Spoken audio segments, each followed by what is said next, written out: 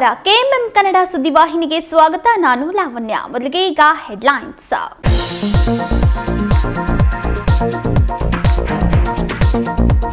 November 1ರಂದು ಅದ್ದೂರಿ ಕನ್ನಡ ರಾಜ್ಯೋತ್ಸವ ಆಚರಣೆ. ಕರಾಳ ದಿನಾಚರಣೆಗೆ ಅವಕಾಶವಿಲ್ಲ. ಬೆಳಗಾವಿ ಜಿಲ್ಲಾಧಿಕಾರಿ ಮೊಹಮ್ಮದ್ ರೋಷನ್ ಹೇಳಿಕೆ.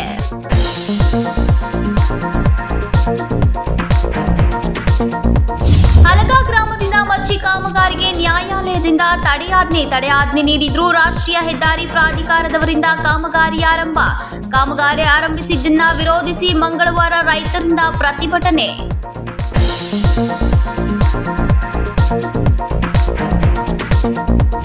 30 ಕೋಟಿ ವೆಚ್ಚದಲ್ಲಿ ವಿದ್ಯುನ್ಮಾನ ಮಾದರಿ ಉದ್ಯಾನವನ ನಿರ್ಮಾಣ. ಕಿತ್ತೂರು ಕೋಟೆ ಪ್ರವಾಸಿ ತಾಣವಾಗಿ ಮಾರ್ಪಾಡು ಮಾಡಲು ಯೋಜನೆ ರೂಪಿಸಲಾಗಿದೆ. ಉದ್ಯಾನ ನಿರ್ಮಾಣ ಮಾಡುವುದಾಗಿ ಸಚಿವ ಕೃಷ್ಣ ಬೈರೇಗೌಡ ಹೇಳಿಕೆ.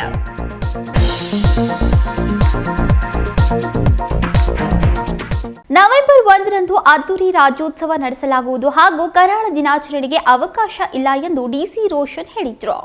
ಪ್ರತಿ ವರ್ಷದಂತೆ ಈ ಬಾರಿಯೂ ನವೆಂಬರ್ 1ರಂದು ಕರ್ನಾಟಕ ರಾಜ್ಯೋತ್ಸವವನ್ನು ವಿಜೃಂಭಣೆಯಿಂದ ಆಚರಿಸಲಾಗುವುದು. ಕರಾಳ ದಿನಾಚರಣೆಗೆ ಯಾವುದೇ ಕಾರಣಕ್ಕೂ ಅವಕಾಶ ನೀಡುವುದಿಲ್ಲ ಎಂದು ಜಿಲ್ಲಾಧಿಕಾರಿ ಮೊಹಮ್ಮದ್ ರೋಷನ್ ಅವರು ತಿಳಿಸಿದರು.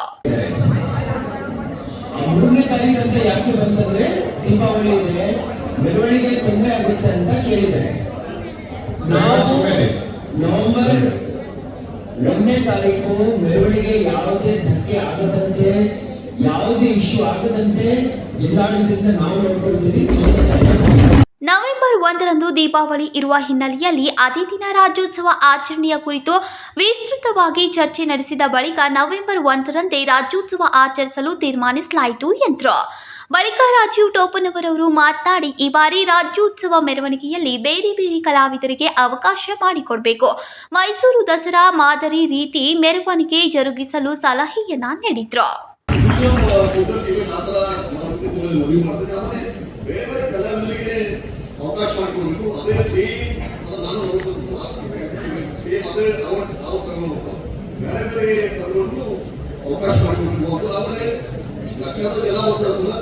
ಊಟದ ವ್ಯವಸ್ಥೆ ಮಾಡಿಸ್ಬೇಕು. ಈ ಸಲ ರಾಜಸ್ಥಾನ ಎಲ್ಲ ಮಂದಿಗೂ ಊಟದ ವ್ಯವಸ್ಥೆ ಆಗಬೇಕಂತ ರಿಕ್ವೆಸ್ಟ್ ಮಾಡಿ.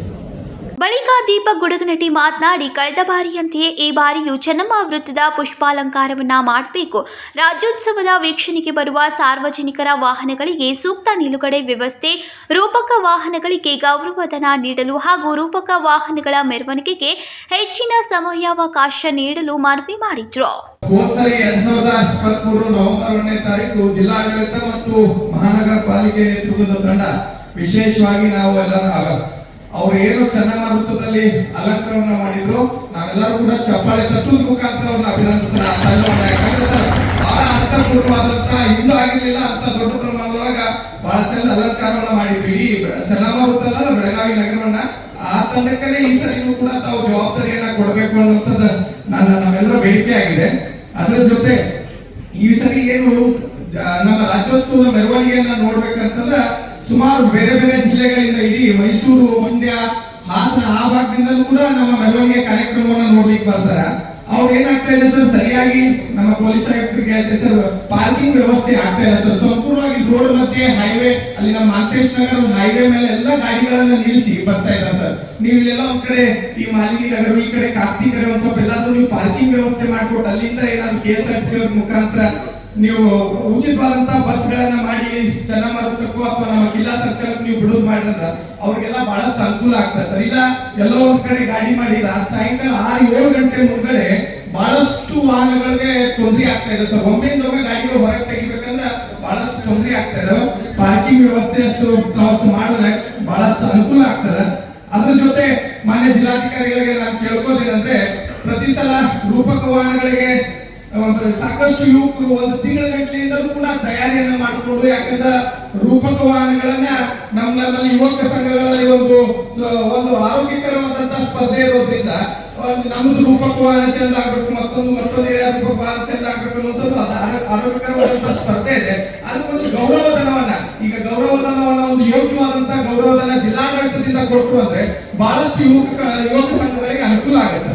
ಬಹಳಷ್ಟು ಯುವಕ ಸಂಘಗಳಿಗೆ ಅನುಕೂಲ ಆಗುತ್ತೆ. ಅದೊಂದು ಕೂಡ ಹೇಳಬೇಕು. ಅದ್ರ ಜೊತೆ ಏನು ನೀವು ಈ ಜಿಲ್ಲಾ ಇದು ಪ್ರಶಸ್ತಿಯನ್ನು ಕೊಡ್ತೀವಿ ರಾಜ್ಯೋತ್ಸವ ವಿಚಾರವಾಗಿ ಹಿರಿಯ ಕನ್ನಡ ಹೋರಾಟಗಾರರಾಗಿರ್ಬೋದು, ವಿವಿಧ ಕ್ಷೇತ್ರಗಳಲ್ಲಿ ಒಂದು ಸಾಧನೆ ಮಾಡಿದಂತವ್ರಿಗೆ ಹೇಳ್ದಂಗೆ ಒಂದು ಒಳ್ಳೆ ರೀತಿಯಾದಂತ ಜಿಲ್ಲಾಡಳಿತ ಕೊಟ್ಟಂತ ಒಳ್ಳೆ ಒಂದು ಸವಿನೆನಪಿನ ಕಾಣಿಕೆಯನ್ನ ಒಂದು ಅರ್ಥಪೂರ್ಣವಾಗಿ ತಾವು ಮಾಡಿಸಿದ್ರೆ ಅಂದ್ರೆ ಒಂದು ಮನೆಯೊಳಗೆ ಶಾಶ್ವತವಾಗಿರ್ತದೆ. ಅವ್ರಿಗೂ ಕೂಡ ಒಂದು ಒಳ್ಳೆ ರೀತಿಯಾದಂತ ಇದು ಸಿಗ್ತದೆ, ಗೌರವ ಸಿಗ್ತದೆ.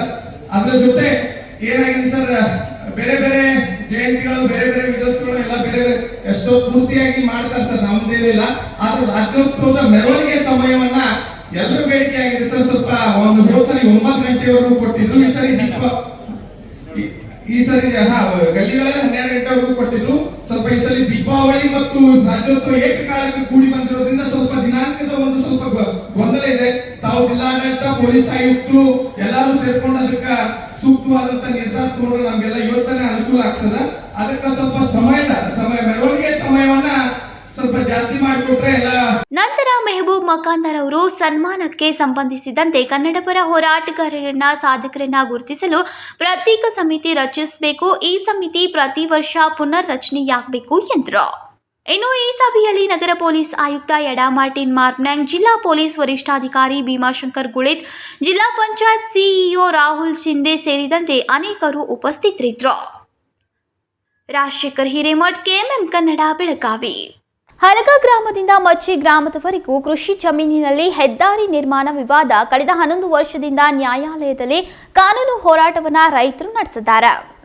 ಹಲಗ ಗ್ರಾಮದಿಂದ ಮಚ್ಚಿ ಗ್ರಾಮದವರೆಗೂ ಹೆದ್ದಾರಿ ಕಾಮಗಾರಿಗೆ ನ್ಯಾಯಾಲಯದಲ್ಲಿ ತಡೆಯಾಜ್ಞೆ ನೀಡಿದ್ರು. ರಾಷ್ಟ್ರೀಯ ಹೆದ್ದಾರಿ ಪ್ರಾಧಿಕಾರಿಯವರು ಅಲಾರವಾಡದಲ್ಲಿ ಕಾಮಗಾರಿ ಆರಂಭಿಸುವುದನ್ನು ವಿರೋಧಿಸಿ ಮಂಗಳವಾರ ರೈತರು ಜೆಸಿಬಿ ಮೇಲೆ ಕಲ್ಲು ಎಸೆದು ಗುತ್ತಿಗೆದಾರನ ಮೇಲೆ ಹಲ್ಲೆ ಮಾಡಲು ಪ್ರಯತ್ನಿಸಿ ಆಕ್ರೋಶವನ್ನ ವ್ಯಕ್ತಪಡಿಸಿ ಪ್ರತಿಭಟನೆಯನ್ನ ನಡೆಸಿದ್ರು.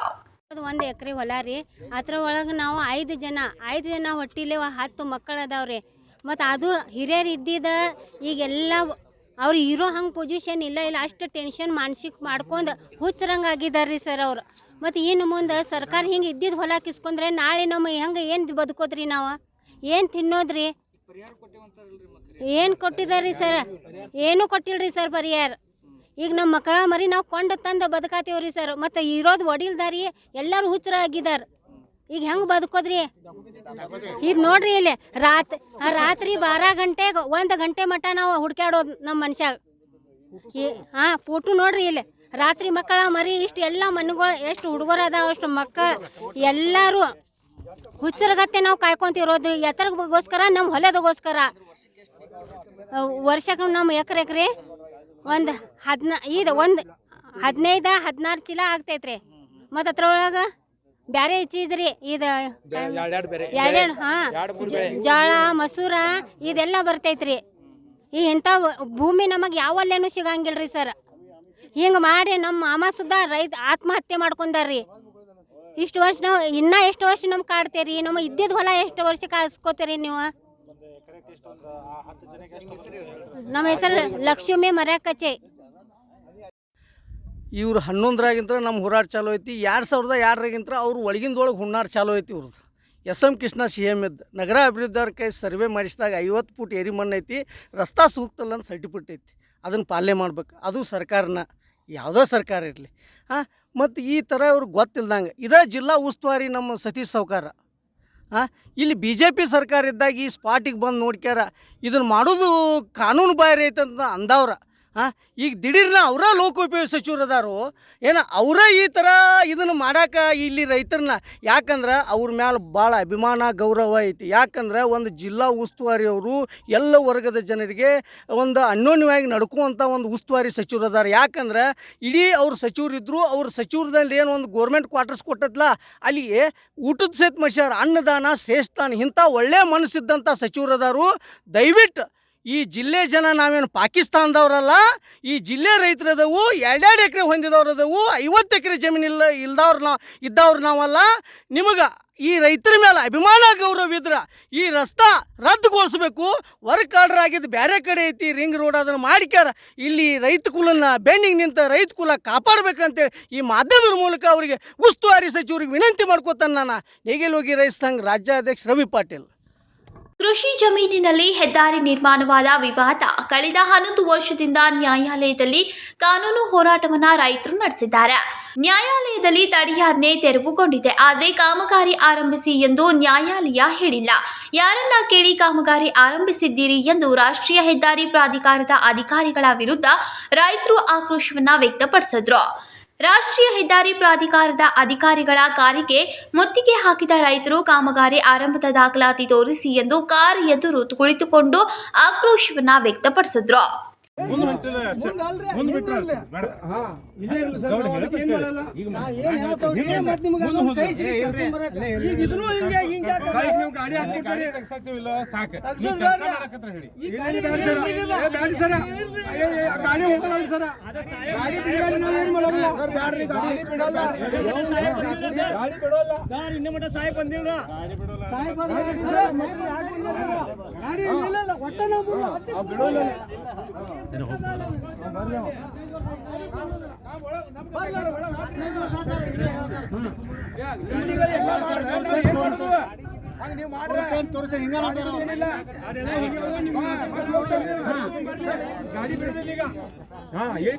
ಚಾವಿ ತಗೋರಿ ಅಲ್ಲ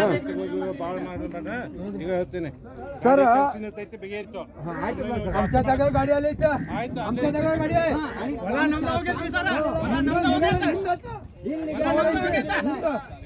ಆಮ್ಚಾ ಗಾಡಿ ಐತಿ ಅವ ಅಪ್ಪ ಹುಚ್ಚ ನಮ್ಮಾಗಿದ್ದಾರೆ ನಿಮ್ದಲ್ಲ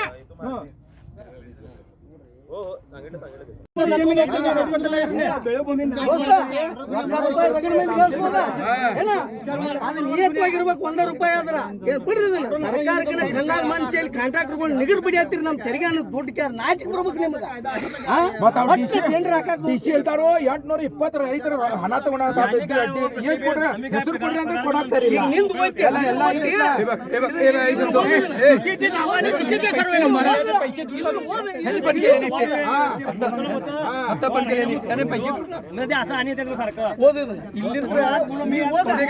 ಎಲ್ಲರಿಗೂ ಹೋಗ್ಲದ ಇದು ಓದಿದನ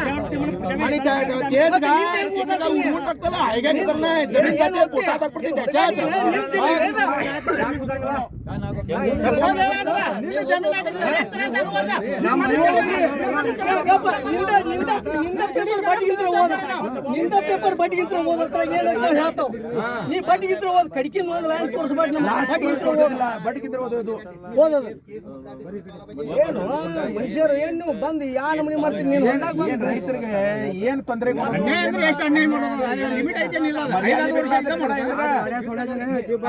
ನಿಮ್ ಕಡೆ ಏನಾರ ಆರ್ಡರ್ ಐತಪ್ಪ ನೀವು ಮಾತಾಡಕ್ ಬರ್ತೈತಿ ಏನು ಇಲ್ಲ ಮತ್ ಹಂಗ ಬರೋದು ನೀವು ಸ್ಥಳಕ್ಕೆ ಹಿರೇಬಾಗೇವಾಡಿ ಪೊಲೀಸರು ಆಗಮಿಸಿ ರೈತರನ್ನ ಮನವೊಲಿಸಿದ್ರು. ಭಾಗದ ರೈತರು ರಾಷ್ಟ್ರೀಯ ಹೆದ್ದಾರಿ ಪ್ರಾಧಿಕಾರದ ಅಧಿಕಾರಿ ಸ್ಥಳಕ್ಕೆ ಬರುವವರೆಗೂ ಸ್ಥಳದಿಂದ ಕದಲೋದಿಲ್ಲ ಎಂದು ಪಟ್ಟು ಹಿಡಿದಿದ್ದಾರೆ. ನಾವು 2011 ನಾವು ಇಲ್ಲಿ ಹೋರಾಟವನ್ನು ಮಾಡ್ತಾಯಿದ್ದೀವಿ. ಹಲಗಾಬಚ್ಚೆ ಬೈಪಾಸ್ ಮಾಡಬೇಡ್ರಿ, ಬಡವ್ರ ರೈತರಿಗೆ ತೊಂದರೆ ಕೊಡಬೇಡ್ರಿ, ಬಡವ್ರ ರೈತರಿಗೆ ಹಾಳು ಮಾಡಬೇಡ್ರಿ ಅಂತ ನಾವು ಭಾಳ ಹೋರಾಟವನ್ನು ನಾವು ಮಾಡಿದ್ದು ಎಲ್ಲ ರೈತರು. ಆದರೂ ಸಹಿತ ಈಗ ಕೋರ್ಟ್ ಒಳಗಡೆ ಕೇಸ್ ನಡೀತಾ ಇದೆ. ನಾವು ರೈತರು ಹೈಕೋರ್ಟ್ ಒಳಗಡೆ ನಾವು ಕೇಸ್ ಹಾಕೇವಿ. ಹೈಕೋರ್ಟ್ ಏನು ಹೇಳ್ತಾರೋ ಯಾವಾಗ ಮಟ್ಟ ಎಲ್ಲಿ ಮಟ್ಟ 0 ಪಾಯಿಂಟ್ ಸಾಧ್ಯ ಆಗಲ್ಲ, ಎಲ್ಲಿ ಮಟ್ಟ 0 ಪಾಯಿಂಟ್ ಐತಿ ಅಲ್ಲಿಂದ ನೀವು ರೋಡ್ ವೈಂಡಿಂಗ್ ಮಾಡಬೇಕಂತ ಒಂದು ಆರ್ಡರ್ ಇದೆ. ಆದರೂ ಸಹಿತ ಇಲ್ಲೇ ರೈತರ ಮೇಲೆ ದಬ್ಬಾವಣಿಗೆ ಮಾಡಿ, ರೈತರಿಗೆ ದಾದಾಗಿರಿ ಮಾಡಿ ಇಲ್ಲಿಗಲಿ ಕೆಲಸವನ್ನು ಇಲ್ಲೇ ಮಾಡ್ತಾಯಿದ್ದಾರೆ. ಈ ಎಲ್ಲ ಪೂರ್ತಿ 153 ಎಕರೆ 153 ಎಕರೆ ಜಮೀನನ್ನು ಇಲ್ಲಿ ಹಾಳಾಗ್ತಾಯಿದೆ. ಇಲ್ಲೇ 3 ಪೀಕ್ ಬರುವಂಥ ಇದು ಜಮೀನು. ಮತ್ತು ಈ ಕಡೆ ಈ ಜಮೀನು ತಗೊಂಡು ಎಲ್ಲ ರೈತರಿಗೆ ಇವರು ಹಾಳು ಮಾಡಲಿಕ್ಕೆ ನೋಡ್ತಾ ಇದ್ದಾರೆ. ನಾವೇ ಎಲ್ಲ ರೈತರು ಒಂದು ತೀರ್ಮಾನ ಮಾಡಿದ್ದೀವಿ, ಯಾವಾಗ ಮಟ್ಟ ಅದು 0 ಪಾಯಿಂಟ್ಲಿ ಅವರು ಕೆಲಸ ಸ್ಟಾರ್ಟ್ ಮಾಡೋಂಗಿಲ್ಲ ಅಷ್ಟು ಮಟ್ಟ ನಾವು ಇಲ್ಲೇ ಯಾರಿಗೆ ಕೆಲಸ ಮಾಡೋಕ್ಕೆ ಕೊಡೋಂಗಿಲ್ಲ. ಇನ್ನು ಮುಂದೆ ಯಾರೂ ಬರಲಿ ಇಲ್ಲೇ ಆಫೀಸರ್ಸ್ಗೇನು ವಿನಂತಿ ಮಾಡ್ತಾಯಿದ್ದೀವಿ, ಜರ್ಕರ್ತಾ ನಿಮಗೆ ರೈತರ ಮೇಲೂ ಅಥವಾ ಈ ಭೂಮಿ ಮೇಲೂ ಪ್ರೇಮ್ ಇದ್ರೆ ಇದು ಎಲ್ಲ ಕ್ಲಿಯರ್ ಮಾಡೇನು ನೀವು ಇಲ್ಲಿ ಬರಬೇಕಂತ ಒಂದು ವಿನಂತಿಯನ್ನು ನಿಮಗೆ ಮಾಡ್ತಾಯಿದ್ದೀವಿ. ಇದು ಒಂದು ವಿನಂತಿ, ರೈತರದ ವಿನಂತಿ.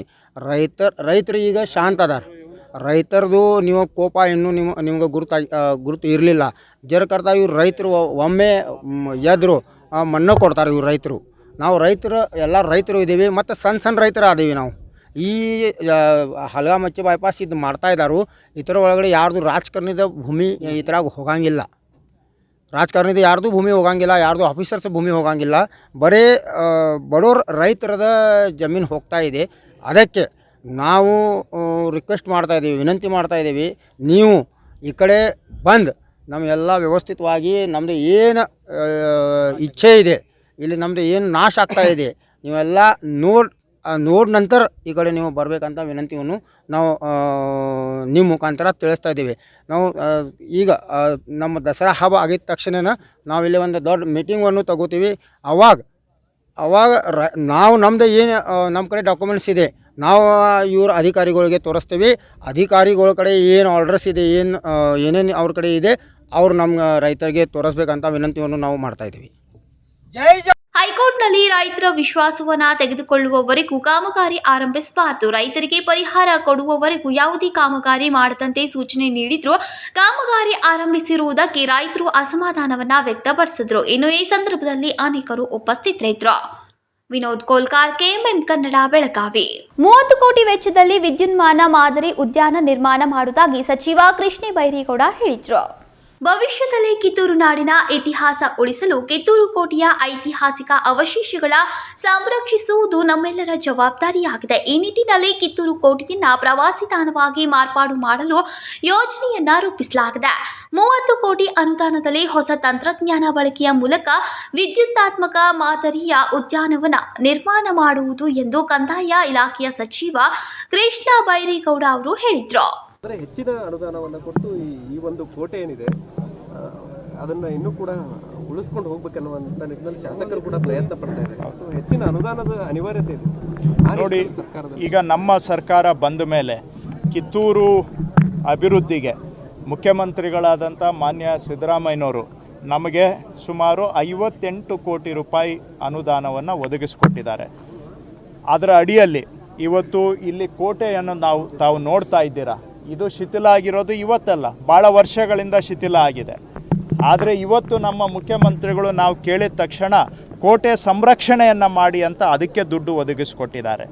ನಾವು ಹೇಳಿದ್ವಿ ಅದರ ಜೊತೆಗೆ ಅರಮನೆ ಅವಶೇಷ ಏನು ಉಳಿದಿದೆ ಮತ್ತೆ ಅದು ಇನ್ನಷ್ಟು ಹಾಳಾಗುವ ಸಾಧ್ಯತೆ ಇದೆ ಅಂದಾಗ ಅರಮನೆ ಸಂರಕ್ಷಣೆ ಅವಶೇಷಗಳ ಸಂರಕ್ಷಣೆಗೆ ಹಣ ಒದಗಿಸಿಕೊಟ್ಟಿದ್ದಾರೆ. ನಾವು ಹೇಳಿದ್ವಿ ಇಲ್ಲಿ ಒಂದು ಟೂರಿಸಮ್ ಪ್ರವಾಸಿಗರನ್ನು ಆಕರ್ಷಣೆ ಮಾಡ್ತಕ್ಕಂತಹ ಕಿತ್ತೂರಿನ ಇತಿಹಾಸವನ್ನು ಆಧುನಿಕ ವಿಧಾನದಲ್ಲಿ ಇವತ್ತಿನ ಪೀಳಿಗೆಗೆ ಹೇಳ್ತಕ್ಕಂಥ ಒಂದು ಥೀಮ್ ಪಾರ್ಕ್ ಮಾಡಬೇಕು ಅಂತ ಕೇಳಿದ್ವಿ, ಅದಕ್ಕೆ ದುಡ್ಡು ಒದಗಿಸ್ಕೊಟ್ಟಿದ್ದಾರೆ. ಸೊ ನಮ್ಮ ಸರ್ಕಾರ ಬಂದ ಮೇಲೆ ಕಿತ್ತೂರಿನ ಈ ಭಾಗದ ಇತಿಹಾಸ ಮತ್ತು ಈ ಸ್ಮಾರಕಗಳ ಅಭಿವೃದ್ಧಿಗೆ 60 ಕೋಟಿ ರೂಪಾಯಿ ಅನುದಾನವನ್ನು ಒದಗಿಸ್ಕೊಟ್ಟಿದ್ದಾರೆ.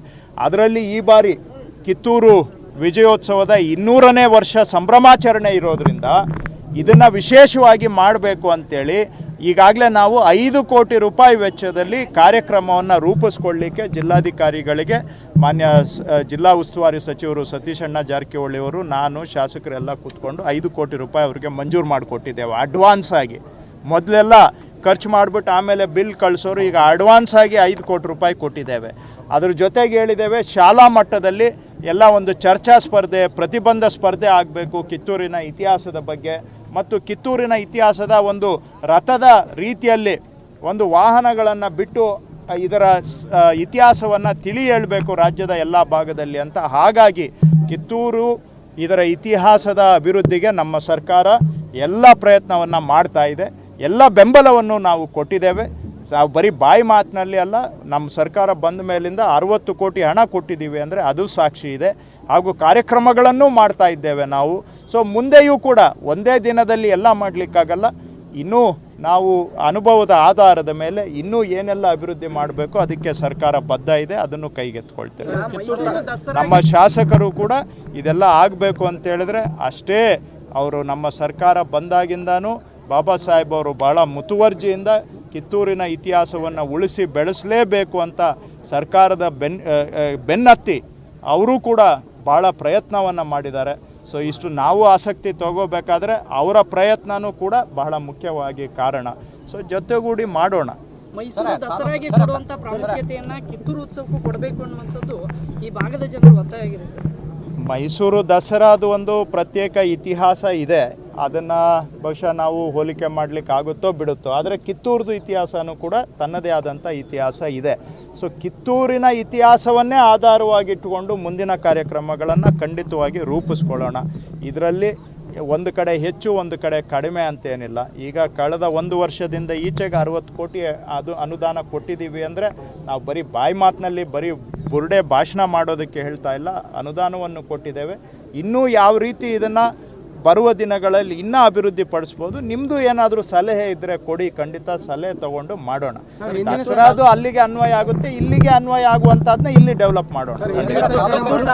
ನಿರ್ಮಾಣದ ಕೋಟೆ ಯೋಜನೆ ಸಿದ್ಧವಾಗಿತ್ತು ಸರ್, ಈಗ ಕೈ ಬಿಟ್ಟಿದ್ದಾರೆ, ಏನಂತ ಗೊತ್ತಾಗಿಲ್ಲ.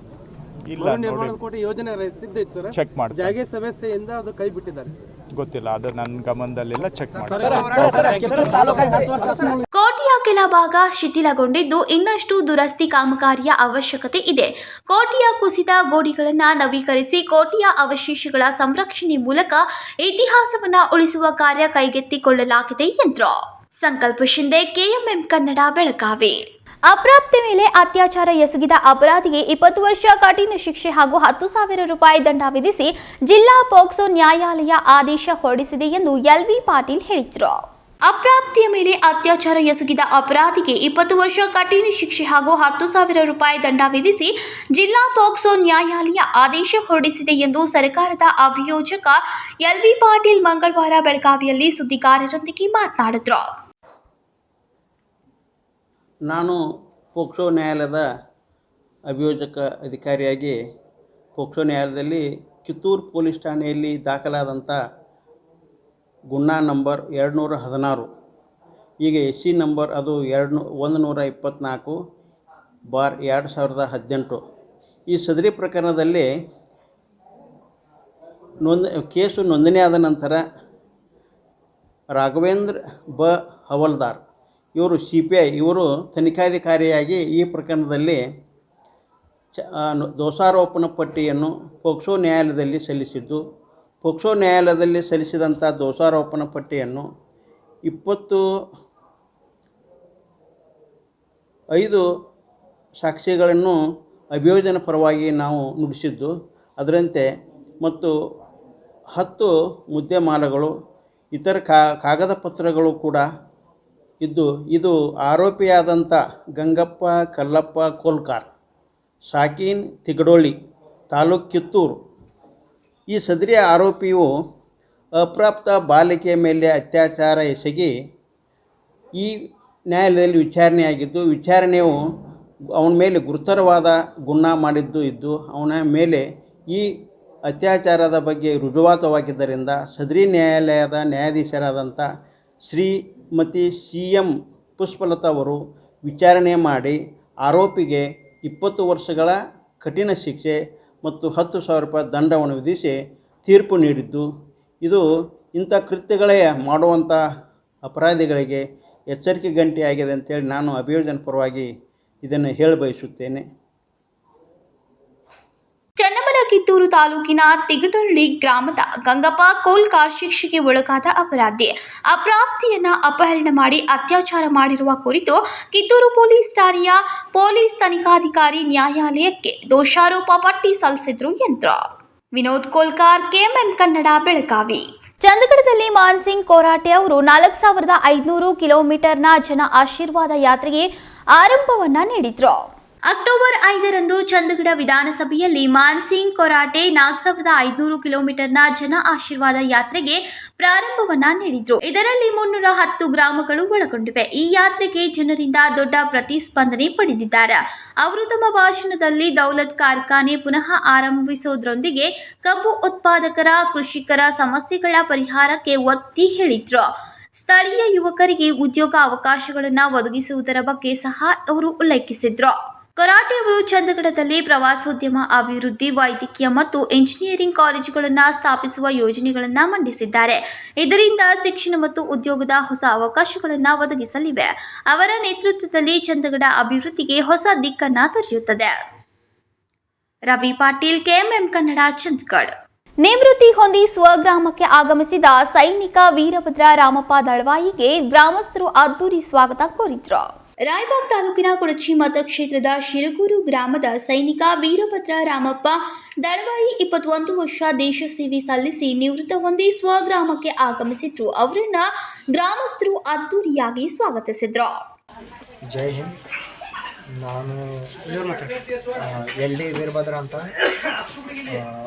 ಭಾರತೀಯ ಸೇನೆಯಲ್ಲಿ ನಾನು ಆರ್ಮರ್ ಕೋರಲ್ಲಿ 2004 10 ಸೆಪ್ಟೆಂಬರ್ಗೆ ಜಾಯ್ನ್ ಆಗಿದ್ದೇನೆ. ಆಮೇಲೆ 21 ವರ್ಷ ಕಾಲ ನಾನು ಸರ್ವಿಸ್ ಮಾಡಿ ಈಗ 2024 ಸೆಪ್ಟೆಂಬರ್ಗೆ ರಿಟೈರ್ಮೆಂಟ್ ಬಂದಿದ್ದೇನೆ. ನಾನು ಮುಂದಿನ ಪೀಳಿಗೆಗೆ ಏನು ಹೇಳಬೇಕಂತೇನೆಂದರೆ, ಭಾರತೀಯ ಸೇನೆ ಇದೊಂದು ಇವತ್ತಿನ ಒಂದು ಇದು ನೋಡಬೇಕಾದ್ರೆ ಒಂದು ಒಳ್ಳೆಯ ಸ್ಥಾನಮಾನದಲ್ಲಿದೆ. ಇವಾಗ ಭಾರತೀಯ ಸೇನೆ ಜಗತ್ತಿನ ಒಂದು ಅತ್ಯಂತ ದೊಡ್ಡ ಸೇನೆಯಲ್ಲಿ ಒಂದಾಗಿದೆ ಇದು. ಅದಕ್ಕಾಗಿ ಭಾರತೀಯ ಸೇನೆಯಲ್ಲಿ ಇನ್ನಷ್ಟು ಹೆಚ್ಚು ಯುವಕರು, ಯುವಜನ, ಮುಂದಿನ ಪೀಳಿಗೆಯೂ ಕೂಡ ಹೆಚ್ಚು ಜನ ಅದರಲ್ಲಿ ಭಾಗವಹಿಸಲಿ, ಹೆಚ್ಚು ಜನ ಭರ್ತಿ ಆಗಲಿ, ಆಮೇಲೆ ಸೇನೆಯಲ್ಲಿ ಸೇರ್ಪಡೆ ಆಗಲಿ ಅಂತ ನಾನು ಮುಂದಿನ ಪೀಳಿಗೆಗೆ ಒಂದು ಸ್ಫೂರ್ತಿಯನ್ನು ನೀಡ್ತೀನಿ.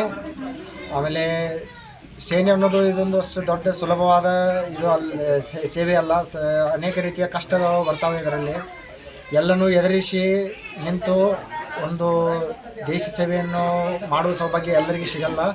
ಆದರೆ ಎಲ್ಲರೂ ಯುವಕರು ಇದನ್ನು ಉಪಯೋಗಿಸ್ಕೊಳ್ಳಿ ಅಂತ ನಾನು ಯುವಕರಲ್ಲಿ ಒಂದು ಪ್ರೇರಣೆಯನ್ನು ಮಾಡ್ಕೊಳ್ತಾ ಇದ್ದೀನಿ. ಎಲ್ಲೆಲ್ಲಿ ನೀವು ಸೇವೆ ಸಲ್ಲಿಸಿದ್ರಿ?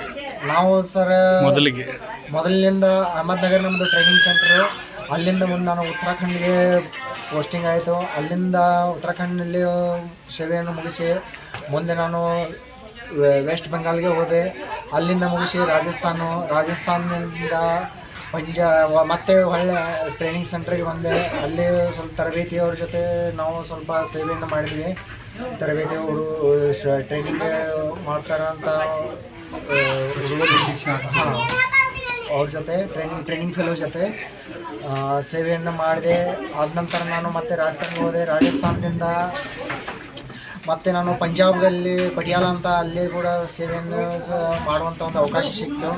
ಅಲ್ಲಿಂದ ಕೊನೆಗೆ ನಾನು 31 ಆರ್ಮರ್ಡ್ ಡಿವಿಷನ್ ಝಾನ್ಸಿ ಕ್ಯಾಂಟ್ ಅಲ್ಲಿ ಕೊನೆಯ ನಾನು ಅಲ್ಲಿಂದ ಸೇನಾ ನಿವೃತ್ತಿ ಆಗಿ ಇವತ್ತು ಸ್ವಗ್ರಾಮಕ್ಕೆ ಮರಳುವಂಥ, ಆಮೇಲೆ ಸ್ವಗ್ರಾಮದ ಎಲ್ಲರ ನನಗೆ ಒಂದು ಹಿರಿಯರಾಗಲಿ, ಅಕ್ಕ ತಂಗಿಯರಾಗಲಿ ಎಲ್ಲರೂ ಇಷ್ಟೊಂದು ಪ್ರೀತಿ ಗೌರವ ಸಿಕ್ತು. ಇನ್ನು ಮುಂದಿನ ಜನವರಿಗೂ ಇದಂತ ನನ್ನ ಒಂದು ಸೌಭಾಗ್ಯ ಅಂತ ತಿಳ್ಕೊತಾ ಇದ್ದೀನಿ. ಅಂತ ಎಲ್ಲರೂ ಇನ್ನೂ ಸೇರ್ಪಡೆ ಆಗಲಿ, ಎಲ್ಲರಿಗೂ ಇಂಥ ಅವಕಾಶ ಸಿಗಲಿ ಅಂತ ನಾನು ಕೇಳ್ಕೊಳ್ತೀನಿ. ಜೈ ಹಿಂದ್, ಜೈ ಭಾರತ್. ಈಗ ನೀವು ಸೇನೆ ಅಂದರೆ ಅಷ್ಟು ಸುಲಭವಾದಂಥ ಸರ್ವಿಸ್ ಅಂತೂ ಅಲ್ವೇ ಅಲ್ಲ. ತುಂಬ ಕಷ್ಟಕರವಾದಂಥದ್ದು ಜೀವನ. ಎಲ್ಲಿ ಅಂದರೆ ಅದಕ್ಕೂ ಇದೇ ಥರ ಅಂತ ಒಂದು ಇದು ಇರೋಲ್ಲ, ಫೌಂಡೇಶನ್ ಇರೋದಿಲ್ಲ. ಬಾರ್ಡ್ರಲ್ಲಾಗಲಿ ಅಥವಾ ಟ್ರೈನಿಂಗಲ್ಲಾಗಲಿ ಎಲ್ಲೇ ಹೋದರೂ ಕೂಡ ಒಂದು ದೊಡ್ಡ ಕಷ್ಟಕರವಾದ ಅಲ್ಲಿ ಏನು ನಮಗೆ ಯಾವುದೇ ರೀತಿಯಾದ ಒಂದು ಊಟದ ಸಮಯ ಆಗಲಿ ಅಥವಾ ಯಾವುದೇ ರೀತಿಯಾದ ಬಾರ್ಡ್ರಲ್ಲಿ ನಿಂತು ಡ್ಯೂಟಿ ಮಾಡುವಂಥದ್ದಾಗಲಿ, ಯಾವ ರೀತಿ ಮುಂದಿನವ್ರು ನಾವು ವೈರಿಗಳಿರ್ತಾರಲ್ಲ ಅವ್ರ ಜೊತೆ ಯಾವ ರೀತಿ ಫೇಸ್ ಮಾಡಬೇಕಂತಲೂ ನಾವು ಎಲ್ಲ ಪ್ರಿಪೇರ್ ಆಗಿ ಕೂಡ ನಿಲ್ಲಬೇಕಾಗುತ್ತೆ ಕೆಲವೊಂದು ಸಲ. ಆದರೆ ಕೆಲವೊಂದು ಸಲ ಗೊತ್ತಿರಲ್ಲ ಅವ್ರು ಯಾವ ರೀತಿ ಪ್ರಿಪೇರ್ ಆಗಿ ಅವರು ಕೂಡ ನಿಂತಿದ್ದಾರಂತೆ. ಆದ್ರೂ ಕೂಡ ನಾವು ಎದೆಗಟ್ಟಿ ನಿಲ್ತೀವಿ. ಯಾಕಂದರೆ ಇದೇ ನಮಗೆ ಶಿಕ್ಷಣವನ್ನು ಕೊಟ್ಟಿರ್ತಾರೆ ಟ್ರೈನಿಂಗಲ್ಲಿ. 21 ನಾವು ಸೇವೆಯನ್ನು ಒಂದು ಸಿಕ್ಕದು ಇದು ಒಂದೇ ಖುಷಿ ಅಷ್ಟೇ. ಬಾಕಿ ಪೂರ್ತಿ ಟ್ರೈನಿಂಗ್ ಇರೋವರೆಗೆ ಎಲ್ಲ, ಟ್ರೈನಿಂಗ್ ವರೆಯಿಂದ ಹಿಡಿದು ಡ್ಯೂಟಿ ಮುಗಿಯೋವರೆಗೆ ಅದು ಕಷ್ಟಕರ ಜೀವನ ಸರ್. ಇದು ಆರ್ಮಿ ಜೀವನ ಕಷ್ಟಕರ ಜೀವನ. ಸುಖ ಅಂತ ಅದನ್ನ ಕಷ್ಟದಲ್ಲೇ ಸುಖ ಅನುಭವಿಸ್ಬೇಕು ನಾವು ಅಷ್ಟೇ. ಇದೇ ಒಂದು ಅದರಲ್ಲಿ ಆನಂದ ಪಡೋದು ಅಂತಂದರೆ ಕಷ್ಟದಲ್ಲಿ ಅದು ಒಂಥರ ಸೇವೆ ಮಾಡೋದು, ಅದು ಒಂದು ಸುಖ. ವೀರಭದ್ರ ದಳವಾಯಿ ಅಂತ. ನಂತರ ವೇದಿಕೆ ಕಾರ್ಯಕ್ರಮಕ್ಕೆ ಡಾಕ್ಟರ್ ಅಭಿನವ ಬ್ರಹ್ಮಾನಂದ ಸ್ವಾಮೀಜಿ ಹಾಗೂ ಅಭಿನವ ಕಲ್ಮೇಶ್ವರ ಮಹಾರಾಜರು ದೀಪ ಪ್ರಜ್ವಲಿಸುವ ಮೂಲಕ ಚಾಲನೆ ನೀಡಿ ನಿವೃತ್ತ ಸೈನಿಕರಾದ ವೀರಭದ್ರ ದಳವಾಯಿ, ಅಶೋಕ್ ದಳವಾಯಿ ಅವರನ್ನ ಆಶೀರ್ವದಿಸಿದ್ರು. ಮಳೆಯ ಕಾರಣ ಕಾರ್ಯಕ್ರಮವನ್ನು ಮೊಟಕುಗೊಳಿಸಿ ನಿವೃತ್ತ ಸೈನಿಕರಿಗೆ ಅಭಿಮಾನಿಗಳು, ಗ್ರಾಮಸ್ಥರು ಸತ್ಕಾರದ ಸುರಿಮಳೆ ಕೈದ್ರು. ಇನ್ನು ಈ ಸಂದರ್ಭದಲ್ಲಿ ಅನೇಕರು ಉಪಸ್ಥಿತರಿದ್ದರು. ಸಂಜೀವ್ ಬ್ಯಾಕುಡೆ, KMM ಕನ್ನಡ, ರಾಯಬಾಗ್. ಇದೀಗ ಸಣ್ಣದೊಂದು ವಿರಾಮ. ನಮ್ಮ ಕನ್ಸ್ಟ್ರಕ್ಷನ್ ವರ್ಕರ್ಸ್ ಯಾರಿದ್ದಾರೆ, ಯಾರು ಎಲಿಜಿಬಲ್ ವರ್ಕರ್ಸ್ ಇದ್ದಾರೆ, ಅವ್ರ ಮಕ್ಕಳಿಗೆ ನಾವು ಏನು ಸ್ಕಾಲರ್ಶಿಪ್ ಅನ್ನು ಕೊಡ್ತಾ ಇದ್ವಿ, ಈ ವರ್ಷದಿಂದ scholarship it is link with Aadhaar link. Aadhaar seeding ಹಾಕಬೇಕು, ಆಧಾರ್ ಲಿಂಕ್ ಮಾಡಿದ್ದೀನಿ. ದಯಮಾಡಿ ನಮ್ಮ ವೆಬ್ಸೈಟ್ ಇದೆ, ವೆಬ್ಸೈಟ್ಗೆ ಹೋಗಿ ಅಪ್ಲಿಕೇಶನ್ ಹಾಕ್ಬೋದು ಅಂತ ಮನವಿ ಮಾಡಿಕೊಳ್ತೀನಿ. ನಮಸ್ಕಾರ. 2022-23 ಸಾಲಿನ ಶೈಕ್ಷಣಿಕ ಸಹಾಯಧನಕ್ಕಾಗಿ ಸಲ್ಲಿಸಲಾದ ಅರ್ಜಿಗಳಲ್ಲಿ ಸ್ಯಾಟ್ಸ್ ಐಡಿ ಅಥವಾ ಸ್ಟೂಡೆಂಟ್ಸ್ ಐಡಿ ನಮೂದಾಗದ ಅರ್ಜಿಗಳಿಗೆ ಧನ ಸಹಾಯ ಮಂಜೂರು ಮಾಡಿಲ್ಲ. ಸದರಿ ಫಲಾನುಭವಿಗಳ ಪಟ್ಟಿಯನ್ನು ಮಂಡಳಿಯ ವೆಬ್ಸೈಟ್ನಲ್ಲಿ ಪ್ರಕಟಿಸಲಾಗಿದ್ದು, ಕೂಡಲೇ ಕಾರ್ಮಿಕ ನಿರೀಕ್ಷಕರ ಕಚೇರಿಗೆ ಭೇಟಿ ನೀಡಿ 15 ಅಕ್ಟೋಬರ್ 2024 ಒಳಗಾಗಿ ಐಡಿಗಳನ್ನು ಅಪ್ಡೇಟ್ ಮಾಡಿಕೊಳ್ಳಿ. दुल्हन का सिंगार, खूबसूरती की बहार, परंपरा और नयापन का अनोखा मिलाप, bridal collection.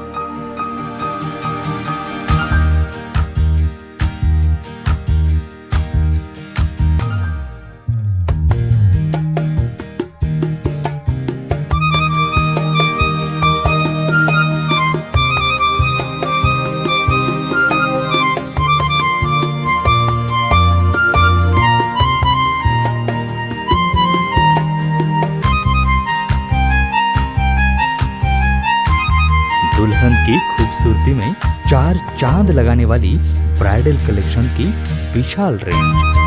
अमरकौन collection, Adarsha dress circle, Khade Bazar, Belgaum. Aradhana sari dress materials, Maruti Galli, Belgaum. अब शादी हो या कोई भी त्योहार की बात, परंपराओं को मिलेगा नएपन का साथ। दिल खुश करने वाली कपड़ों की दुनिया।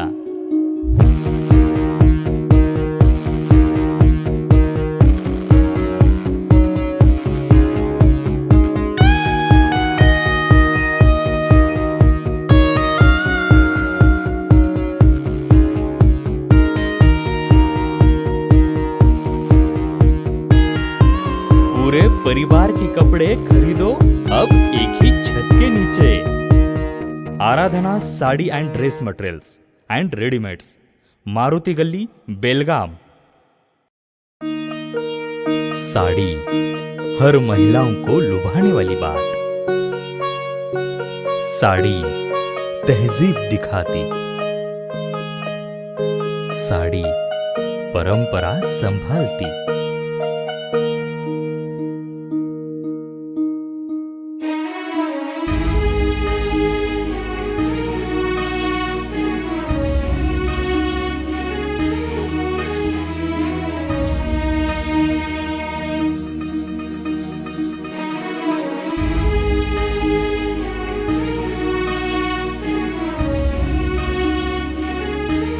महिलाओं को खूबसूरती और निखारने वाली एक से बढ़कर एक साड़ियों का खजाना। Adarsha sari dress materials and readymades, Ramdev गली, बेलगाम। आराधना साड़ी ड्रेस मटेरियल्स, मारुति गली, बेलगाम। ನಮ್ಮ ಕನ್ಸ್ಟ್ರಕ್ಷನ್ ವರ್ಕರ್ಸ್ ಯಾರಿದ್ದಾರೆ, ಯಾರು ಎಲಿಜಿಬಲ್ ವರ್ಕರ್ಸ್ ಇದ್ದಾರೆ, ಅವ್ರ ಮಕ್ಕಳಿಗೆ ನಾವು ಏನು ಸ್ಕಾಲರ್ಶಿಪ್ ಅನ್ನು ಕೊಡ್ತಾ ಇದ್ವಿ, ಈ ವರ್ಷದಿಂದ scholarship it is link with Aadhaar link. Aadhaar seeding ಹಾಕಬೇಕು, ಆಧಾರ್ ಲಿಂಕ್ ಮಾಡಿದ್ದೀನಿ. ದಯಮಾಡಿ ನಮ್ಮ ವೆಬ್ಸೈಟ್ ಇದೆ, ವೆಬ್ಸೈಟ್ಗೆ ಹೋಗಿ ಅಪ್ಲಿಕೇಶನ್ ಹಾಕ್ಬೋದು ಅಂತ ಮನವಿ ಮಾಡಿಕೊಳ್ತೀನಿ. ನಮಸ್ಕಾರ. ಕಟ್ಟಡ ಮತ್ತು ಇತರೆ ನಿರ್ಮಾಣ ಕಾರ್ಮಿಕರ ಕಲ್ಯಾಣ ಮಂಡಳಿಯ ಯಾವುದೇ ಸೌಲಭ್ಯ ಪಡೆಯುವುದಕ್ಕೆ ಈ ಕಾರ್ಡ್ ಜನರೇಟ್ ಮಾಡಿಕೊಳ್ಳುವುದು ಅವಶ್ಯಕವಾಗಿರುತ್ತದೆ. ಎಲ್ಲಾ ನೋಂದಾಯಿತ ಫಲಾನುಭವಿಗಳು ಮಂಡಳಿಯ ತಂತ್ರಾಂಶದಲ್ಲಿ ಲಾಗಿನ್ ಆಗಿ ಈ ಕಾರ್ಡ್ ಜನರೇಟ್ ಮಾಡಿಕೊಳ್ಳಿ. ವಿರಾಮದ ನಂತರ ನ್ಯೂಸ್ಗೆ ಸ್ವಾಗತ. ರಾಜ್ಯದಲ್ಲಿ ಸಿಎಂ ಬದಲಾವಣೆ ಆಗುವುದಿಲ್ಲ, ಕಾಂಗ್ರೆಸ್ ನಾಯಕತ್ವ ಸಿದ್ದರಾಮಯ್ಯ ಜೊತೆ ಇದೆ ಎಂದು ಸಚಿವ ಕೃಷ್ಣ ಬೈರೇಗೌಡ ಹೇಳಿದರು. ರಾಜ್ಯದಲ್ಲಿ ಸಿಎಂ ಬದಲಾವಣೆ ಆಗುವುದಿಲ್ಲ, ಹಾಗಾಗಿ ಯಾವುದೇ ಬದಲಾವಣೆ ಎನ್ನುವುದು ಊಹೆ ಮತ್ತು ಕಲ್ಪನೆ ಮಾತ್ರ. ಕಾಂಗ್ರೆಸ್ ನಾಯಕತ್ವ ಸಿದ್ದರಾಮಯ್ಯ ಜೊತೆ ಇದೆ ಎಂದು ಕಂದಾಯ ಸಚಿವ ಕೃಷ್ಣ ಬೈರೇಗೌಡ ಮಂಗಳವಾರ ಕಿತ್ತೂರಿನಲ್ಲಿ ಸುದ್ದಿಗಾರರೊಂದಿಗೆ ಮಾತನಾಡಿದರು. ರಾಜ್ಯದಲ್ಲಿ ಸಿಎಂ ಬದಲಾವಣೆ ವಿಚಾರದಲ್ಲಿ ಸಾಕಷ್ಟು ಚರ್ಚೆಗಳಾಗ್ತಾ ಇದ್ದಾವೆ. ಇನ್ನೊಂದು ಕಡೆ ಸತೀಶ್ ಜಾರಕಿಹೊಳಿ ಅವರು ಕೂಡ ಕೆಲವೊಂದಿಷ್ಟು ದಲಿತ ನಾಯಕರನ್ನ ಭೇಟಿ ಆಗ್ತಾ ಇದ್ದಾರೆ, ಚರ್ಚೆಗಳು ನಡೀತಾ ಇದ್ದಾವೆ. ಏನಾಗ್ತಾ ಇದೆ ನೋಡಿ, ಯಾರು ಅವರವರ ಆಸೆ, ಅವರವರ ಪ್ರಯತ್ನ, ಅದು ಅವರವರಿಗೆ ಬಿಟ್ಟಂಥದ್ದು. ಆದರೆ AICCಯಲ್ಲಿ ಶ್ರೀಯುತ ಮಲ್ಲಿಕಾರ್ಜುನ ಖರ್ಗೆ ಅವರು ಹಾಗೂ ಶ್ರೀಯುತ ರಾಹುಲ್ ಗಾಂಧಿ ಅವರು ಮತ್ತು ಶ್ರೀಯುತ KC ವೇಣುಗೋಪಾಲ್ ಅವರು, ಇವರು ನಮ್ಮ ಪಕ್ಷದ ಉನ್ನತ ಮಟ್ಟದಲ್ಲಿ ಇರತಕ್ಕಂಥವರು. ಒಬ್ಬರು ಅಧ್ಯಕ್ಷರಾಗಿದ್ದಾರೆ, ಒಬ್ಬರು ವಿರೋಧ ಪಕ್ಷದ ನಾಯಕರಾಗಿದ್ದಾರೆ ಸಂಸತ್ನಲ್ಲಿ, ಇನ್ನೊಬ್ಬರು ಸಂಘಟನಾ ಕಾರ್ಯದರ್ಶಿಗಳಾಗಿದ್ದಾರೆ. ಅವರು ಸ್ಪಷ್ಟವಾಗಿ ಹೇಳಿದ್ದಾರೆ, ಇದು ನಾವೆಲ್ಲರೂ ಸಿದ್ದರಾಮಯ್ಯನವರ ಬೆನ್ನಿಗೆ ನಿಂತಿದ್ದೇವೆ. ಕಾಂಗ್ರೆಸ್ ವರಿಷ್ಠ ಮಂಡಳಿ ಸಿದ್ದರಾಮಯ್ಯನವರ ಜೊತೆಗೆ ಇದೆ ಅನ್ನೋದನ್ನು ಅವರು ನಮಗೆ ಸ್ಪಷ್ಟವಾಗಿ ಹೇಳಿದ್ದಾರೆ. ಸೊ ಹಾಗಾಗಿ ಯಾವುದೇ ಬದಲಾವಣೆ ಅನ್ನುವಂಥದ್ದು ಇದೆಲ್ಲನೂ ಕೂಡ ಊಹೆ ಹಾಗೂ ಕಲ್ಪನೆ. ಕಾಂಗ್ರೆಸ್ನ ಮೇಲಿನ ನಾಯಕತ್ವ ಇವತ್ತು ಸಿದ್ದರಾಮಯ್ಯನವರ ಜೊತೆಗೆ ಇದೆ. ಇದರಲ್ಲಿ ನನಗೂ ಕೂಡ ವೈಯಕ್ತಿಕವಾಗಿ 100ಕ್ಕೆ 100 ಭರವಸೆ ಇದೆ. ಹಾಗಾಗಿ ಯಾರ್ಯಾರು ಏನೇನು ಪ್ರಯತ್ನ ಮಾಡ್ತಾರೆ ಅದು ಅವರವರ ವೈಯಕ್ತಿಕ ವಿಷಯ ಬಿಟ್ಟರೆ ಪಕ್ಷದ ಹಂತದಲ್ಲಿ ಯಾವುದೇ ಬದಲಾವಣೆ ವಿಷಯ ಇಲ್ಲ. ಕೃಷ್ಣ ಬೈರೇಗೌಡರು ಕೂಡ CM ನಂತರ ಒಳ್ಳೆ ವರ್ಕರ್ ಅನ್ನುವಂತಹ ಮಾತುಗಳು ಕೂಡ ನಿಮ್ಮ ಶಾಸಕರು ಹಾಡಿ ಹೋಗುತ್ತಾ ಇದ್ದಾರೆ. ಸೊ ಬದಲಾವಣೆ ಅಂತ ಬಂದಾಗ ಕೃಷ್ಣ ಬೈರೇಗೌಡರ ಹೆಸರು ಕೂಡ ಬರ್ಬೋದಾ ಮುನ್ನೆಲೆಗೆ? ನೋಡಿ, ಜನ ನನಗೆ 6 ಬಾರಿ ಶಾಸಕರನ್ನಾಗಿ ಮಾಡಿದ್ದಾರೆ ಕರ್ನಾಟಕದಲ್ಲಿ. ನನ್ನ ತಂದೆ ತಾಯಿ ಪುಣ್ಯ ನನಗೆ ಸಿಕ್ಕಿದೆ, ಲಾಭ. ಇದಕ್ಕಿಂತ ಜೀವನದಲ್ಲಿ ನಮಗಿನ್ನೇನು ಬೇಕು? ಕಾಂಗ್ರೆಸ್ ಪಕ್ಷ ನನ್ನನ್ನು 3 ಬಾರಿ ಮಂತ್ರಿ ಮಾಡಿದೆ. 5 ವರ್ಷ ಕೃಷಿ ಮಂತ್ರಿಯಾಗಿ ಸಂಪೂರ್ಣ ಅವಧಿಗೆ ಕೆಲಸ ಮಾಡಿದವನು ನಾನು ಒಬ್ಬನೇ ಅನಿಸುತ್ತೆ 40 ವರ್ಷದ ಇತಿಹಾಸದಲ್ಲಿ. ಇನ್ನೆಲ್ಲ 2 ವರ್ಷ 3 ವರ್ಷ RDPR ಸಚಿವನಾಗಿ ಕೆಲಸ ಮಾಡಿದ್ದೇನೆ. ಇವತ್ತು ಕಂದಾಯ ಸಚಿವನಾಗಿ ಕೆಲಸ ಮಾಡೋ ಅವಕಾಶ ಪಕ್ಷ ಕೊಟ್ಟಿದೆ. ಕೈ ತುಂಬ ಕೆಲಸ ಇದೆ ನನಗೆ. 20 ದಿನದಲ್ಲಿ 24 ಗಂಟೆ ಅಲ್ಲ, 48 ಗಂಟೆ ಇದ್ದರೂ ಕೂಡ ಸಾಲೋದಿಲ್ಲ, ಅಷ್ಟು ಕೆಲಸ ಇದೆ. ನಮ್ಮ ಅಧಿಕಾರಿಗಳೇ ನಮಗೆ ಕೆಲಸದ ಒತ್ತಡ ಜಾಸ್ತಿ ಆಗಿಬಿಟ್ಟಿದೆ ನೀವು ಬಂದ ಮೇಲೆ ಅಂತ ನನ್ನ ಮೇಲೆ ಕಂಪ್ಲೇಂಟ್ ಮಾಡ್ತಾ ಇದ್ದಾರೆ. ಇಷ್ಟೆಲ್ಲ ಇರೋವಾಗ ಯಾಕೆ ಇರೋ ಕೆಲಸ ಮಾಡೋಣ? ಕೈಗೆ ಸಿಕ್ಕಿದ್ರಲ್ಲಿ ಏನೋ ಒಂದಷ್ಟು ಕೆಲಸ ಮಾಡಿದರೆ ಹೇಳ್ತೇನೆ ನೋಡಿ, ಇರೋದ್ರಲ್ಲಿ ನಾವು ಕೆಲಸ ಮಾಡಿ ಏನೋ ಜನಕ್ಕೆ ಒಂದು ಕೈಲಾದಷ್ಟು ಅಳಿಲು ಸೇವೆ ಮಾಡಿದರೆ ಅದೇ ಸೌಭಾಗ್ಯ ನಮ್ಮ ಪಾಲಿಗೆ. ಪ್ಲಸ್ ನನ್ನ ಪಕ್ಷದಲ್ಲಿ ನನಗೆ ಇಲ್ಲಿವರೆಗೂ ಕೂಡ AICC ಅಧ್ಯಕ್ಷರಿಂದ ಹಿಡಿದು ಯಾರೇ ಪಕ್ಷದ ಪದಾಧಿಕಾರಿ ಇರಲಿ, ಮುಖ್ಯಮಂತ್ರಿಗಳೇ ಇರಲಿ, ವೈಯಕ್ತಿಕವಾಗಿ ನನಗೆ ಗೌರವ ಕೊಟ್ಟಿದ್ದಾರೆ. ಆ ಗೌರವದ ಮುಂದೆ ಯಾವ ಅಧಿಕಾರನೂ ಕೂಡ ಸಮ ಅಲ್ಲ.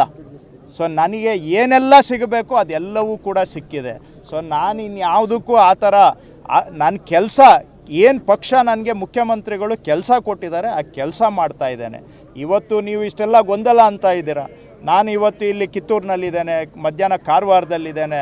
ನನ್ನ ಕೆಲಸ ನಾನು ಮಾಡ್ತಾ ಇದ್ದೇನೆ. ಯಾಕಂದರೆ ನಮಗೆ ಏನೋ ಸಿಕ್ಕಿರೋ ಅವಕಾಶದಲ್ಲಿ ಕೆಲಸ ಮಾಡಬೇಕು. ನನ್ನ ಪಕ್ಷ ನನಗೆ ವೈಯಕ್ತಿಕವಾಗಿ ಗೌರವವಾಗಿ ನಡೆಸ್ಕೊಂಡಿದೆ, ಪಕ್ಷದಲ್ಲಿ ನನಗೆ ಗೌರವ ಇದೆ. ಅದಕ್ಕಿಂತ ಬೇರೆ ಆಸೆ ಯಾವುದೂ ಇಲ್ಲ ನಮಗೆ. ಯಾವುದೇ ಬದಲಾವಣೆಯ ಚರ್ಚೆ ಇಲ್ಲ. ಮಾನ್ಯ ಮಲ್ಲಿಕಾರ್ಜುನ ಖರ್ಗೆ ಅವರು, ಶ್ರೀ ರಾಹುಲ್ ಗಾಂಧಿ ಅವರು, KC ವೇಣುಗೋಪಾಲ್ ಅವರು ಸ್ಪಷ್ಟವಾಗಿ ಹೇಳಿದ್ದಾರೆ, ನಾವು ಪಕ್ಷದ ವರಿಷ್ಠರು ಸಿದ್ದರಾಮಯ್ಯನವರ ಜೊತೆಗೆ ನಿಂತಿದ್ದಾರೆ ಅಂತ ಹೇಳಿದ್ದಾರೆ. ಸೊ ಹಾಗಾಗಿ ಇದೆಲ್ಲವೂ ಕೂಡ ಊಹಾಪೋಹಗಳು ಅಂತ ನನ್ನ ಅಭಿಪ್ರಾಯ. ಮತ್ತು ವೈಯಕ್ತಿಕವಾಗಿ ಯಾರಿಗಾದರೂ ಆಸೆ ಇದ್ದರೆ ಅದು ತಪ್ಪು ಏನಲ್ಲ. ವೈಯಕ್ತಿಕವಾಗಿ ಅವರು ಪ್ರಯತ್ನ ಮಾಡಿದರೆ ಅದು ತಪ್ಪು ಏನಲ್ಲ. ಆದರೆ ಪಕ್ಷದಲ್ಲಿ ಸಿದ್ದರಾಮಯ್ಯನವರ ವಿಷಯದಲ್ಲಿ DK ಶಿವಕುಮಾರ್ ಅವರಿಂದ ಹಿಡಿದು ನಾವೆಲ್ಲರೂ ಕೂಡ ಸಿದ್ದರಾಮಯ್ಯನವರ ಜೊತೆಗೆ ಇದ್ದೇವೆ. ಇದರಲ್ಲಿ ಯಾವುದೇ ಅನುಮಾನ ಬೇಡ. ಕಿತ್ತೂರು ಅಭಿವೃದ್ಧಿಗೆ ಸಂಬಂಧಪಟ್ಟಂಗೆ ನನಗೆ ಕೈ ತುಂಬ ಕೆಲಸ ಇದೆ. ದಿನದ 24 ಗಂಟೆ ಅಲ್ಲ, 48 ಗಂಟೆ ಇದ್ರೂ ಸಾಲಲ್ಲ. ಅಧಿಕಾರಿಗಳು ನೀವು ಬಂದ ಮೇಲೆ ಕೆಲಸ ಜಾಸ್ತಿ ಆಗಿದೆ ಅಂತ ನನ್ನ ಮೇಲೆ ದೂರುತ್ತಿದ್ದಾರೆ. ಇಷ್ಟೆಲ್ಲ ಇರುವಾಗ ಏನು ಬೇಕು? ಕೈಗೆ ಸಿಗೋದ್ರಲ್ಲಿ ಅಳಿಲು ಸೇವೆ ಮಾಡ್ತೀನಿ ಎಂದರು. ಸಂಕಲ್ಪ ಶಿಂದೆ, KMM ಕನ್ನಡ, ಬೆಳಗಾವಿ. ಬೆಳಗಾವಿಯ ಶಹಾಪುರದ ದಾನಮ್ಮ ಮಂಗಳ ಕಾರ್ಯಾಲಯದಲ್ಲಿ ಇತ್ತೀಚೆಗೆ 6ನೇ ಅಂತಾರಾಷ್ಟ್ರೀಯ ರಾಜ್ಯಮಟ್ಟದ ಕರಾಟೆ ಸ್ಪರ್ಧೆ ಯಶಸ್ವಿಯಾಗಿ ಜರುಗಿತು. ಬೆಳಗಾವಿ ನಗರದ ಶಹಾಪುರ ದಾನಮ್ಮ ಮಂಗಲ ಕಾರ್ಯಾಲಯದಲ್ಲಿ ಇತ್ತೀಚೆಗೆ 6ನೇ ಅಂತಾರಾಷ್ಟ್ರೀಯ ರಾಜ್ಯಮಟ್ಟದ ಕರಾಟೆ ಸ್ಪರ್ಧೆ ಯಶಸ್ವಿಯಾಗಿ ಜರುಗಿತು. ಕರಾಟೆ ಸ್ಪರ್ಧೆಯಲ್ಲಿ ಸುಮಾರು 850 ಜನ ಕರಾಟೆ ಪಟುಗಳು ಭಾಗಿಯಾಗಿದ್ದರು. ಅಖಿಲ ಕರ್ನಾಟಕ ಕ್ರೀಡಾ ಕರಾಟೆ ಸಂಸ್ಥೆಯ ಪ್ರಧಾನ ಕಾರ್ಯದರ್ಶಿ ಭಾರ್ಗವ್ ರೆಡ್ಡಿ, ಗಜೇಂದ್ರ ಕಾಕ್ತಿಕರ್, ಜಿತೇಂದ್ರ ಕಾಕ್ತಿಕರ್, ರಮೇಶ್ ಅಲ್ಕುಡಿಕರ್, ದೀಪಕ್ ಕಾಕ್ತಿಕರ್ ಸಮ್ಮುಖದಲ್ಲಿ ಕರಾಟೆ ಸ್ಪರ್ಧೆಗಳು ಜರುಗಿದ್ವು.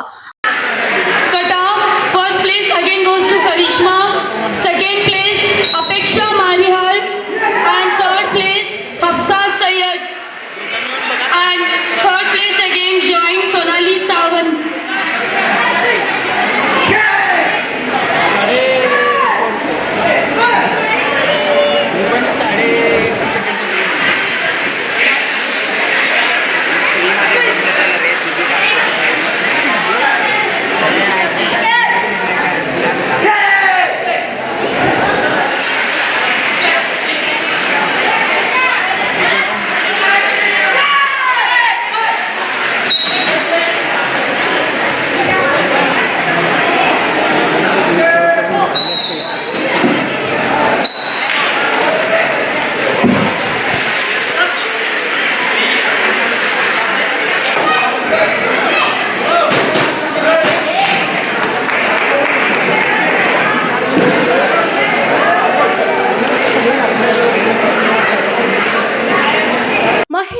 ಆತ್ಮರಕ್ಷಣೆಗೆ ಕರಾಟೆ ತರಬೇತಿ ಪಡಿಬೇಕು. ಕರಾಟೆಯಿಂದ ಮಹಿಳೆಯರಿಗೆ ಮನೋಸ್ಥೈರ್ಯ ಬರುತ್ತೆ ಎಂದು ಭಾರ್ಗವ್ ರೆಡ್ಡಿ ಹೇಳಿದ್ರು.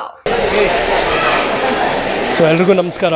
ಭಾರ್ಗವ್ ರೆಡ್ಡಿ ಅಂತ, ಅಖಿಲ ಕರ್ನಾಟಕ ಸ್ಪೋರ್ಟ್ಸ್ ಕರಾಟೆ ಅಸೋಸಿಯೇಷನ್ ಕಾರ್ಯದರ್ಶಿ ಹಾಗೂ ಸೌತ್ ಇಂಡಿಯನ್ ಕರಾಟೆ ಫೆಡರೇಷನ್ಗೂ ಕಾರ್ಯದರ್ಶಿಯಾಗಿ ನಿರ್ವಹಿಸ್ತಾ ಇದ್ದೀನಿ. ಸೊ ಇವತ್ತು 6th state level karate championship ನಡೆಸ್ತಾ ಇರೋದು ನಮ್ಮ Belgaum district sports karate association. So president ಆಗಿ ಸೆನ್ಸೈ ಗಜೇಂದ್ರ ಅವರಿದ್ದಾರೆ, ಸೆಕ್ರೆಟರಿ ಆಗಿ ಸೆನ್ಸೈ ಜಿತೇಂದ್ರ ಅವರಿದ್ದಾರೆ, ಹಾಗೂ ಟ್ರೆಷರರ್ ಆಗಿ ಸೆನ್ಸೈ ದೀಪಕ್ ಅವರಿದ್ದಾರೆ, ಹಾಗೂ ಉಪಾಧ್ಯಕ್ಷರಾಗಿ ನಮ್ಮ ರಮೇಶ್ ಸೆನ್ಸೈ ಅವರಿದ್ದಾರೆ. ಸೊ ಇವರೆಲ್ಲ ಸೇರಿ ಇವತ್ತು 6ನೇ ರಾಷ್ಟ್ರಮಟ್ಟದ ಕರಾಟೆ ಚಾಂಪಿಯನ್ಶಿಪ್ಪನ್ನು ನಡೆಸ್ತಾ ಇದ್ದಾರೆ. ಸೊ ಇಲ್ಲಿ ಸುಮಾರು ಒಂದು 800 ಜನ ಮಕ್ಕಳು ಭಾಗವಹಿಸಿದ್ದಾರೆ. ಸೊ 5 ವರ್ಷ ಮಕ್ಕಳಿಂದ 30 ಇಯರ್ಸ್ ಮಕ್ಕಳವರೆಗೂ ಕಂಪೀಟ್ ಮಾಡಿದ್ದಾರೆ. ಸೊ ಹಾಗೆ ಹೀಗೆ Belgaum district sports karate association ಅವರು ಪ್ರತಿ ಈವೆಂಟಲ್ಲೂ ಆ್ಯಕ್ಟಿವ್ ಆಗಿ ಪಾರ್ಟಿಸಿಪೇಟ್ ಮಾಡಿ last Karnataka state national selections ನಡೆದಾಗ ಬೆಲ್ಗಾಮ್ ಡಿಸ್ಟ್ರಿಕ್ಟಿಂದ 4 ಗೋಲ್ಡು, 4 ಸಿಲ್ವರ್, 4 ಬ್ರಾನ್ಸ್ ಮೆಡಲನ್ನು ಗಳಿಸಿ 8 ಜನ ಮಕ್ಕಳು ನ್ಯಾಷನಲ್ಸಿಗೆ ಹೋಗ್ತಿದ್ದಾರೆ. ಹಾಗೆಯೇ 4 ಜನ ಮಕ್ಕಳು ಯೂತ್ ಲೀಗಿಗೆ ಕೂಡ ಸೆಲೆಕ್ಟ್ ಆಗಿದ್ದಾರೆ. ಸೊ ಹೀಗೆ ಒಂದು ಚೆನ್ನಾಗಿ ನಡೆಸ್ಕೊಂಡು ಹೋಗಲಿ ಅಂತ Belgaum district sports karate association ಅವ್ರಿಗೆ ನಮ್ಮ ಕಡೆಯಿಂದ ಆಗೋ ಸಪೋರ್ಟನ್ನು ನಾವು ಕೊಡ್ತೇವೆ. ಆ್ಯಂಡ್ ಹಾಗೂ ಒಂದು ಆಲ್ ದ ವೆರಿ ಬೆಸ್ಟ್ ಹೇಳೋಕ್ಕೆ ಇಷ್ಟಪಡ್ತೇನೆ. Thank you. ನಮಸ್ಕಾರ ಎಲ್ಲರಿಗೆ. ನಾವು Belagavi district sports karate association ವತಿಯಿಂದ ಇವತ್ತು 6ನೇ ರಾಜ್ಯಮಟ್ಟ ಕರಾಟೆ ಸ್ಪರ್ಧೆಯನ್ನು ಆಯೋಜನೆ ಮಾಡಿದ್ದೇವೆ. ಈ ಸ್ಪರ್ಧೆಯಲ್ಲಿ ವಿವಿಧ ಡಿಸ್ಟ್ರಿಕ್ಟ್ ಹಾಗೂ ವಿವಿಧ ಕ್ಲಾಸಸ್ಸು ಅಕಾಡೆಮಿಗಳು ಭಾಗವಹಿಸಿದ್ದಾರೆ. ಈ ಸ್ಪರ್ಧೆಯಲ್ಲಿ ಸುಮಾರು 800 ವಿದ್ಯಾರ್ಥಿಗಳು ಹಾಗೂ ವಿದ್ಯಾರ್ಥಿನಿಯರು ಭಾಗವಹಿಸಿದ್ದಾರೆ. ಈ ಸ್ಪರ್ಧೆ ಮಾಡುವ ಉದ್ದೇಶವೇನೆಂದರೆ ನಮ್ಮ ಕರಾಟೆ ಇಂಡಿಯಾ ಆರ್ಗನೈಜೇಷನ್ ಆ ಸ್ಪರ್ಧೆಯಲ್ಲಿ ಮಕ್ಕಳು ಉನ್ನತ ಮಟ್ಟದ ರೂಲ್ಸ್ ಆ್ಯಂಡ್ ರೆಗ್ಯುಲೇಷನು ಪರಿಜ್ಞಾನ ಹೊಂದಬೇಕು ಮತ್ತು ಅಲ್ಲಿ ಆಗುವ ನಿಯಮಗಳ ಅರಿವು ಇರಬೇಕು ಹಾಗೂ ಆ ಗೇಮನ್ನು ಮುಂದೆ ಬೆಳೆಸಬೇಕು. ಈ ಆತ್ಮರಕ್ಷಣೆ ಕಲೆ ಕರಾಟೆ ಸ್ಪೋರ್ಟ್ಸಲ್ಲಿ ಈ ಒಲಿಂಪಿಕ್ಕಲ್ಲಿ ಹೋಗಿದೆ. ಇನ್ನು ಮುಂದೆ ಇಲ್ಲಿ ಬೆಳಗಾವಿ ಮಕ್ಕಳು ಮುಂದೆ ಹೋಗಬೇಕು, ಮುಂದೆ ಸಾಗಬೇಕು ಅನ್ನೋ ಉದ್ದೇಶದಿಂದ ಈ ಸ್ಪರ್ಧೆಯನ್ನು ಮಾಡಿದ್ದೇವೆ. नमस्कार, मैं रमेश अलगुड़ेकर, वाइस प्रेसिडेंट बेलगाम डिस्ट्रिक्ट स्पोर्ट्स कराटे एसोसिएशन से। आज हमको बहुत खुशी हो रही है क्योंकि ये 6th state level karate tournaments में बहुत सारे पार्टिसिपेंट्स आए हैं यहाँ पे. नियर अबाउट 800 के ऊपर है यहाँ पे. आज इस कॉम्पिटिशन्स के लिए अखिल कराटे एसोसिएशन के हमारे शहनशाह श्री भार्गव रेड्डी जी भी यहाँ पे उपस्थित है. हमारे प्रेसिडेंट साहब गजेंद्र काकतीकर, सेक्रेटरी जितेंद्र काकतीकर और ट्रेजरर हमारे दीपक काकतीकर, हम सभी यहाँ मिल के इसका आयोजन किया है. और हमको इतना अच्छा लग रहा है कि इतने सालों से हम कर रहे हैं. इतने सालों में पहली बार इतना रिस्पांस मिला कि सालों में बहुत ज़्यादा पार्टिसिपेंट्स बढ़ रहे हैं. इतना अवेयरनेस बढ़ गया क्योंकि कराटे सभी स्पोर्ट से ही अलग है. क्योंकि ये कराटे एक जान से दूसरी जान का खेल रहता है.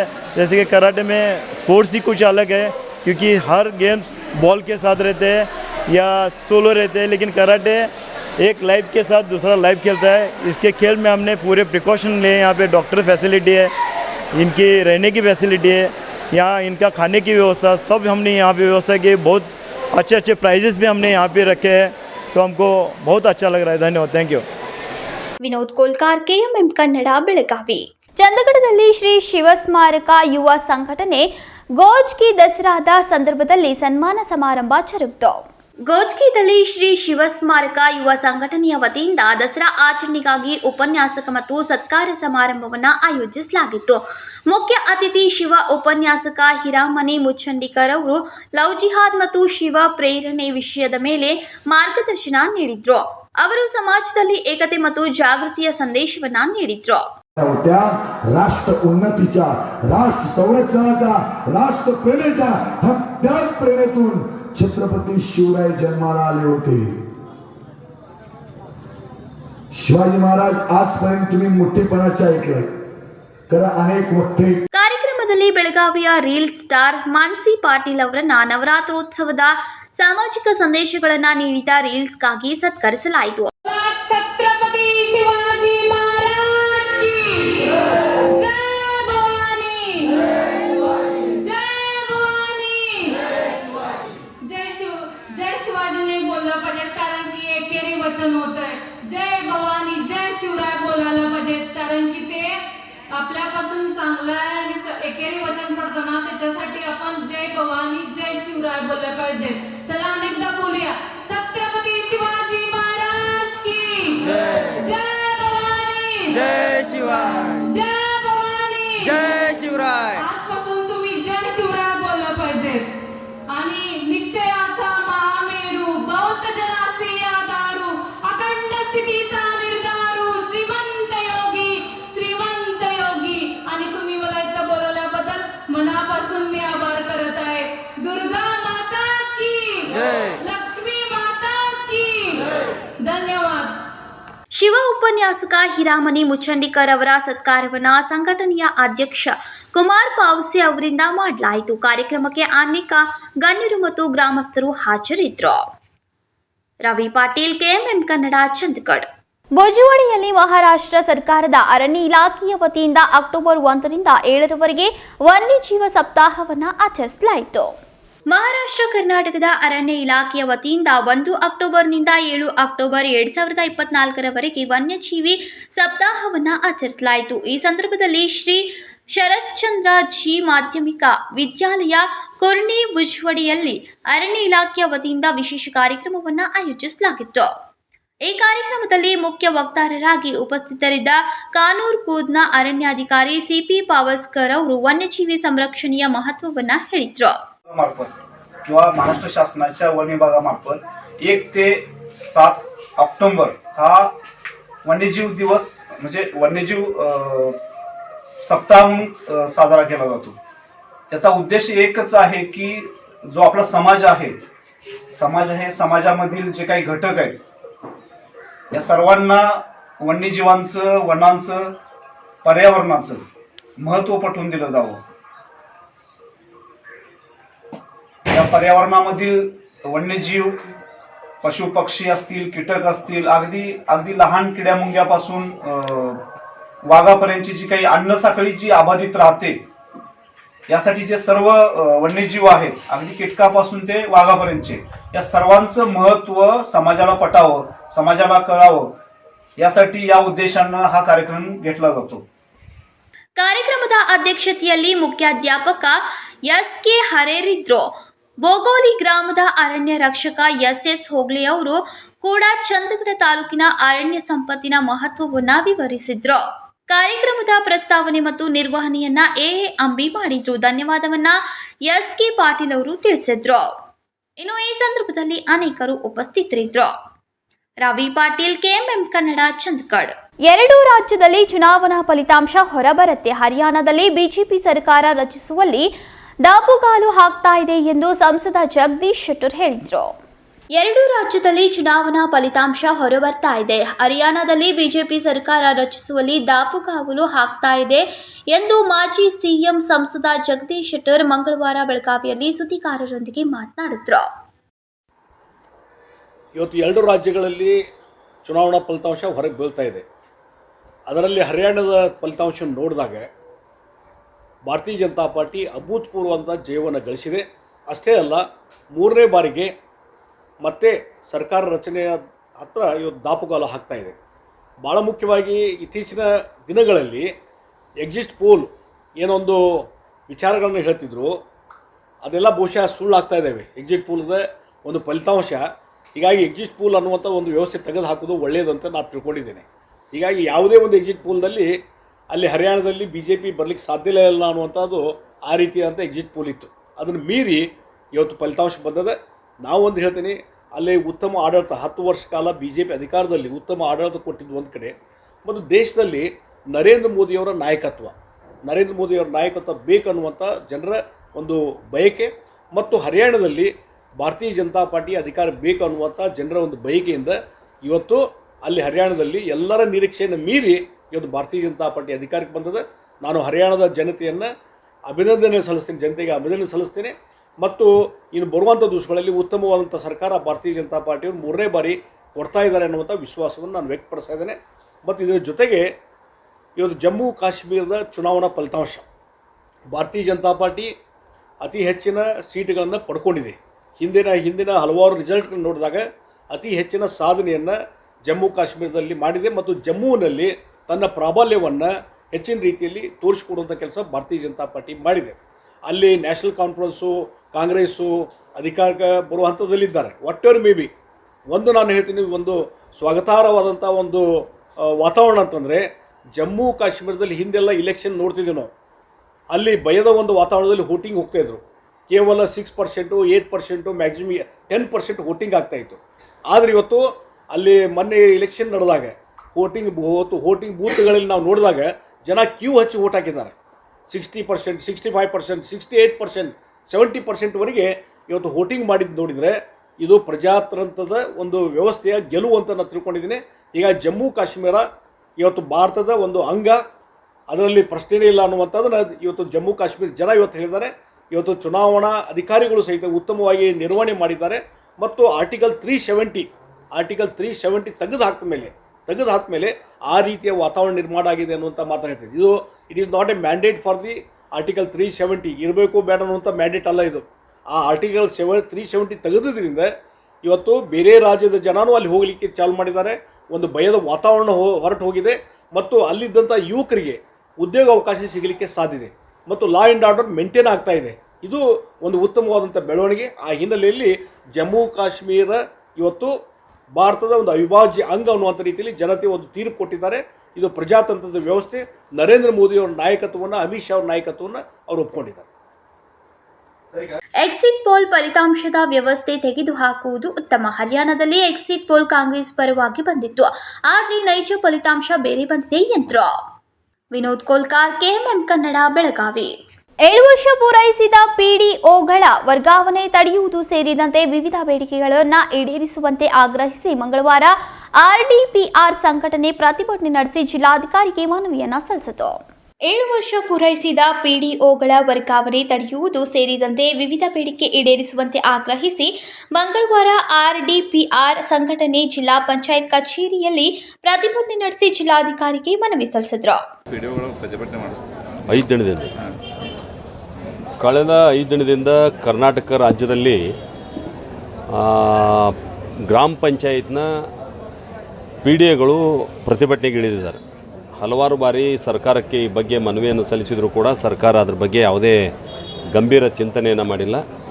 ಇವತ್ತಿಗೂ ಕೂಡ ಕಳೆದ 5 ದಿನಗಳಲ್ಲಿ ಪಂಚಾಯತ್ ರಾಜ್ ಇಲಾಖೆಯ ಗೌರವಾನ್ವಿತ ಮಂತ್ರಿಗಳಾಗಿರ್ತಕ್ಕಂಥ ಪ್ರಿಯಾಂಕಾ ಖರ್ಗೆ ಅವರು ಬಂದು ಮಾತಾಡಿಸ್ಬೇಕಾಗಿತ್ತು. ಅವ್ರ ಸಂಘಟನೆ ಮುಖಂಡರನ್ನ ಮಾತಾಡಿಸಿ ಯಾವುದು ಸಾಧ್ಯದ ಅದನ್ನು ಪರಿಹಾರ ಮಾಡಿ ಉಳಿದಂಥದ್ದಕ್ಕೆ ಒಂದು ಡೆಡ್ಲೈನ್ ಕೊಟ್ಟು ನಾವು ಮುಂದೆ ಮಾಡ್ತೀವಿ ಅನ್ನುವಂಥದ್ದು ಹೇಳಿದರೂ ಸಾಕಷ್ಟು ಆಗ್ತಿತ್ತು. ಆದರೆ ಪೂರ್ಣ ದಿವ್ಯ ಮೌನ ವಹಿಸಿ ಅವರು ಕುಂತಿರುವಂಥದ್ದು ಇದು ಒಳ್ಳೆಯದಲ್ಲ, ಸರ್ಕಾರಕ್ಕೂ ಒಳ್ಳೆಯದಲ್ಲ ಮತ್ತು ನಾಡಿನ ಜನರಿಗೂ ಇದರಿಂದ ಒಳ್ಳೆಯದಾಗೋದಿಲ್ಲ. ಯಾಕಂತಂದ್ರೆ ಗ್ರಾಮ ಪಂಚಾಯಿತಿ ಅಂತಂದ್ರೆ ಸ್ಥಳೀಯ ಆಡಳಿತಗಳವು ಯಾವ ರೀತಿ ಸರ್ಕಾರದೊಳಗೆ ಮುಖ್ಯ ಕಾರ್ಯದರ್ಶಿ ಹುದ್ದೆ ಇರ್ತದೆ, ಹಂಗೆ ಗ್ರಾಮ ಪಂಚಾಯಿತಿ ಒಳಗೂ ಕೂಡ ಪಿ ಡಿ ಒ ಅಂದ್ರೆ ಮುಖ್ಯ ಕಾರ್ಯದರ್ಶಿನವರು.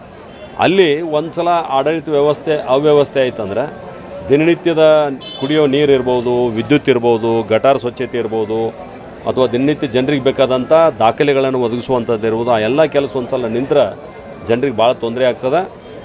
ನೀವು ಯಾರು ಮುಖ್ಯಮಂತ್ರಿ ಆಗಬೇಕು ಅನ್ನುವಂಥದ್ದು ಏನು ಚರ್ಚೆ ಮಾಡೋದನ್ನು ಬಿಟ್ಟು ದಯವಿಟ್ಟು ಗ್ರಾಮ ಪಂಚಾಯತಿ ಪಿ ಡಿ ಒಳ ಬಗ್ಗೆ ಗಮನ ಹರಿಸಬೇಕಾದಂಥ ಅಗತ್ಯದ. ಸರ್ಕಾರ ಏನು ಅಲಗಾಡ್ತಾ ಇದೆ ಅನ್ನುವಂಥದ್ದಕ್ಕೆ ನೀವು ಕುಂತ್ರೆ ಬಹುಶಃ ಇಡೀ ರಾಜ್ಯನ ಈ ಅಲಗಾಡುವಂಥ ಸಂದರ್ಭ ಬರ್ತದೆ ಅನ್ನುವಂಥದ್ದು ಕೂಡ ತಾವು ಗಮನ ಹರಿಸ್ಬೇಕಂತೇಳಿ ನಾನು ಮಾನ್ಯ ಸಂಬಂಧಪಟ್ಟಂಥ ಸಚಿವರಿಗೆ ಒತ್ತಾಯವನ್ನು ಮಾಡ್ತೇನೆ. 5 ದಿನ ಆಯಿತು, ಬಂದಿಲ್ಲ, ಕೇಳಿಲ್ಲ. ಅದನ್ನು ಹೇಳಿದಿಲ್ಲ, ಸಾಕಷ್ಟು ಸಮಸ್ಯೆನೂ ಆಗ್ತದೆ ಸರ್ ಗ್ರಾಮೀಣ ಭಾಗ. ಸರ್ಕಾರ ಏನಾಗಿದೆ ಅಂದ್ರೆ ಇಡೀ ಸರ್ಕಾರಿ ವ್ಯವಸ್ಥೆ ನಿಂತುಬಿಟ್ಟದ ಒಂದು ಕಡೆ. ಇತ್ತೀಚೆಗೆ ಮುಖ್ಯಮಂತ್ರಿಗಳ ಬದಲಾವಣೆ ಮಾತೇನು ಕೇಳಿ ಬಂತು, ಆ ಬದಲಾವಣೆ ಮಾತು ಕೇಳಿ ಬಂದ ನಂತರ ರಾಜ್ಯದೊಳಗೆ ಆಗ್ತಕ್ಕಂಥ ಇಂಥ ಘಟನೆಗಳನ್ನು ನೋಡಲಿಕ್ಕೂ ಕೂಡ ಅವ್ರ ಹತ್ರ ಸಮಯ ಇಲ್ಲ. ಒಂದು ದೊಡ್ಡ ಪ್ಯಾಕ್ಷನ್ ಇದು, ಅಂದರೆ ಒಂದು ದೊಡ್ಡ ತಂಡ ಇದು.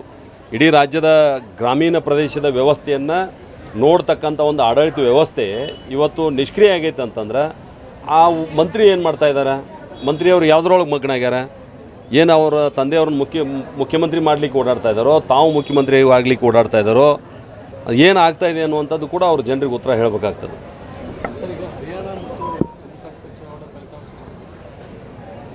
ನಮ್ಮ ಅನೇಕ ಸರ್ವೆ ರಿಪೋರ್ಟ್ಗಳು ನಾವು ಎರಡೂ ಕಡೆ ಮೆಜಾರಿಟಿಗೆ ಬರೋದಿಲ್ಲ ಅನ್ನುವಂಥದ್ದು ಒಂದು ವಾತಾವರಣ ಇತ್ತು.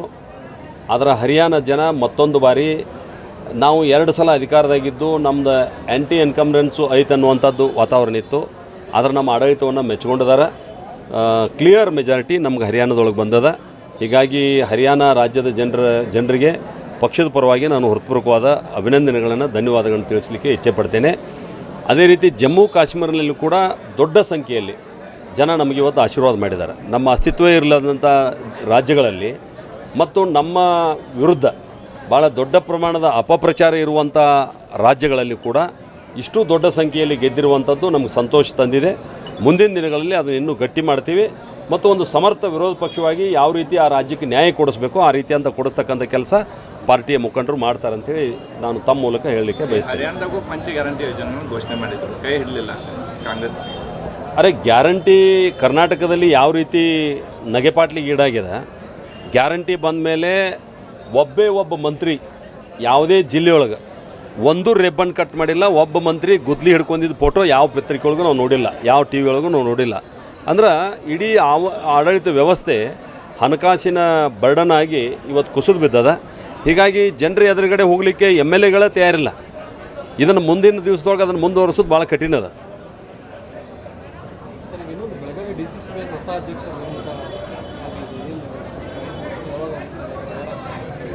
ಇಲ್ಲ, DCC ಬ್ಯಾಂಕಿಗೆ ಅವರು ಸದಸ್ಯರು ಯಾರ್ಯಾರು ಇದಾರೆ ಅವರೆಲ್ಲ ಸೇರಿ ನಿರ್ಣಯ ಮಾಡ್ತಾರೆ. ಹೀಗಾಗಿ ನಾನು ಅದ್ರ ಬಗ್ಗೆ ಹೆಚ್ಚು ಮಾತನಾಡೋದು ಸೂಕ್ತ ಅಲ್ಲ ಅಂತ ಅನಿಸ್ತದೆ. ಅಲ್ಲ, ಏಕಾಏಕಿ ನೀವು ಆವಾಗ ಅಧ್ಯಕ್ಷ ನಾವು ಆಯ್ಕೆ ಮಾಡೋ ಟೈಮ್ನಲ್ಲಿ ನೀವಿದ್ರಿ, ಸಂಘದವರಿದ್ದರು, BJP ಹಿರಿಯ ನಾಯಕರೆಲ್ಲ ಇದ್ರು, ಕೂಡಿ ಮಾಡಿದ್ರಿ. ಹೌದು. ಈ ತೆಗಿಬೇಕಾದ್ರೆ ಯಾರನ್ನೂ ಕೇಳಲಿಲ್ಲ, ಏಕಾಏಕಿ ತೆಗೆದ್ರು, ಏಕಾಏಕಿ ಅವರು ರಾಜೀನಾಮೆ ಕೊಟ್ಟರು. ಇಲ್ಲ, ಒಂದು DCC ಬ್ಯಾಂಕ್ ಅನ್ನುವಂಥದ್ದು ಬೆಳಗಾವಿಯ ರೈತರ ಜೀವನಾಡಿ ಇದ್ದಂಗೆ, ರೈತರ ಬ್ಯಾಂಕ್ ಅದು. ಹೀಗಾಗಿ ಅಲ್ಲಿ ರಾಜಕಾರಣ ಮಾಡುವಂಥದ್ದು ಹೆಚ್ಚು ಸೂಕ್ತ ಅಲ್ಲ ಅನ್ನುವಂಥದ್ದು ಮೊದಲಿಂದ ವಾದಿದೆ. ಹೀಗಾಗಿ ಅದು ಪಕ್ಷಾತೀತವಾಗಿ ಅಲ್ಲಿ ಚುನಾವಣೆ ನಡೀತದೆ, ಪಕ್ಷಾತೀತವಾಗಿ ಅಧ್ಯಕ್ಷರ ಆಯ್ಕೆ ಆಗ್ತದೆ. ಸನ್ಮಾನ್ಯ ರಮೇಶ್ ಕತ್ತಿ ಅವರು ಕಳೆದ ಹಲವಾರು ವರ್ಷಗಳಿಂದ ಒಳ್ಳೆಯ ಆಡಳಿತವನ್ನು ಕೊಟ್ಟಿದ್ದರು. ಎಲ್ಲೋ ಒಂದು ಕಡೆ ಸದಸ್ಯರಿಗೆ ಮತ್ತು ಅವರಿಗೆ ಡಿಫರೆನ್ಸ್ ಆಫ್ ಒಪಿನಿಯನ್ ಬಂದ ಮೇಲೆ ಅದು ಮುಂದುವರಲಿಕ್ಕೆ ಭಾಳ ಕಷ್ಟ ಆಗ್ತದೆ ಅನ್ನುವಂಥ ಕಾರಣದಿಂದ ಅವರು ಹಿಂಸರಿದಿದ್ದಾರೆ. ಮತ್ತು ಶೀಘ್ರದಲ್ಲೇ ನಮ್ಮ ಜಿಲ್ಲೆಯ ಎಲ್ಲ ಹಿರಿಯ ಮುಖಂಡರು ಸೇರಿಕೊಂಡು ಹೊಸ ಅಧ್ಯಕ್ಷರ ಆಯ್ಕೆಯನ್ನು ಮಾಡ್ತಾರೆ. ಗ್ರಾಮೀಣಾಭಿವೃದ್ಧಿ ಮತ್ತು ಪಂಚಾಯತ್ ರಾಜ್ ಇಲಾಖೆಯ ಅಧಿಕಾರಿಗಳು, ನೌಕರರ ವೃಂದ, ಸಂಘಗಳು ಹಾಗೂ ಗ್ರಾಮ ಪಂಚಾಯತ್ ಸದಸ್ಯರು ಒಕ್ಕೂಟದ ನೇತೃತ್ವದಲ್ಲಿ ಪ್ರತಿಭಟನೆ ನಡೆಸಲಾಯಿತು. ಸಂಕಲ್ಪ ಶಿಂದೆ, KMM ಕನ್ನಡ, ಬೆಳಗಾವಿ. ಇದೀಗ ಮತ್ತೊಂದು ಸಣ್ಣದೊಂದು ವಿರಾಮ. ನಮ್ಮ ಕನ್ಸ್ಟ್ರಕ್ಷನ್ ವರ್ಕರ್ಸ್ ಯಾರಿದ್ದಾರೆ, ಯಾರು ಎಲಿಜಿಬಲ್ ವರ್ಕರ್ಸ್ ಇದ್ದಾರೆ, ಅವ್ರ ಮಕ್ಕಳಿಗೆ ನಾವು ಏನು ಸ್ಕಾಲರ್ಶಿಪ್ ಅನ್ನು ಕೊಡ್ತಾ ಇದ್ವಿ, ಈ ವರ್ಷದಿಂದ scholarship it is link with Aadhaar link. Aadhaar seeding ಹಾಕಬೇಕು, ಆಧಾರ್ ಲಿಂಕ್ ಮಾಡಿದ್ದೀನಿ. ದಯಮಾಡಿ ನಮ್ಮ ವೆಬ್ಸೈಟ್ ಇದೆ, ವೆಬ್ಸೈಟ್ಗೆ ಹೋಗಿ ಅಪ್ಲಿಕೇಶನ್ ಹಾಕ್ಬೋದು ಅಂತ ಮನವಿ ಮಾಡಿಕೊಳ್ತೀನಿ. ನಮಸ್ಕಾರ. 2023-24ನೇ ಸಾಲಿನ ಶೈಕ್ಷಣಿಕ ಸಹಾಯಧನಕ್ಕಾಗಿ SSP ಪೋರ್ಟಲ್ ಮೂಲಕ ಅರ್ಜಿ ಸಲ್ಲಿಸಿ. ಸ್ಕ್ರೀನಲ್ಲಿರುವಂತಹ ತಂತ್ರಾಂಶದಲ್ಲಿ ನಿಮ್ಮ ರಿಜಿಸ್ಟರ್ ಸಂಖ್ಯೆ ನಮೂದಿಸಿ ಆಧಾರ್ ಲಿಂಕ್ ಮಾಡಿಕೊಳ್ಳಿ. ನೋಂದಾಯಿತ ಕಾರ್ಮಿಕರು ಕೂಡಲೇ ನಿಮ್ಮ ಆಧಾರ್ ಸಂಖ್ಯೆಯನ್ನ ಬ್ಯಾಂಕ್ ಖಾತೆಯೊಂದಿಗೆ ಲಿಂಕ್ ಮಾಡಿ NPCI ಮ್ಯಾಪಿಂಗ್ ಮಾಡಿಸಿ.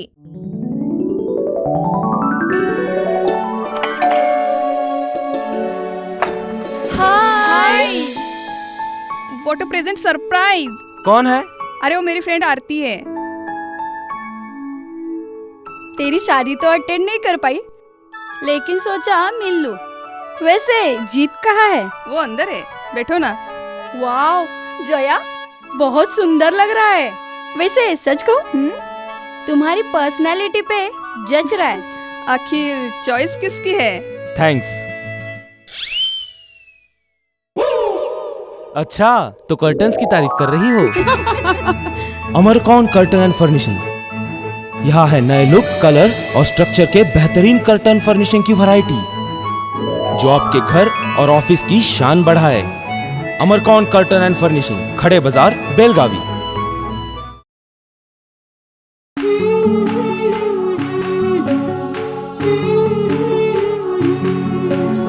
थोड़ी सी महकी, थोड़ी सी बहकी, रुत अनोखी है। हल्के हल्के दिल में हलचल जो मचलती है। ये कैसा है समा, ये प्यार सा एहसास है। ये किसकी पलकों में है, तस्वीरें कैसी नुमाइश है। आराधना, मारुति गली, बेलगाव। वस्त्रों का संगम, सुंदर सलोना, मन भाई आराधना।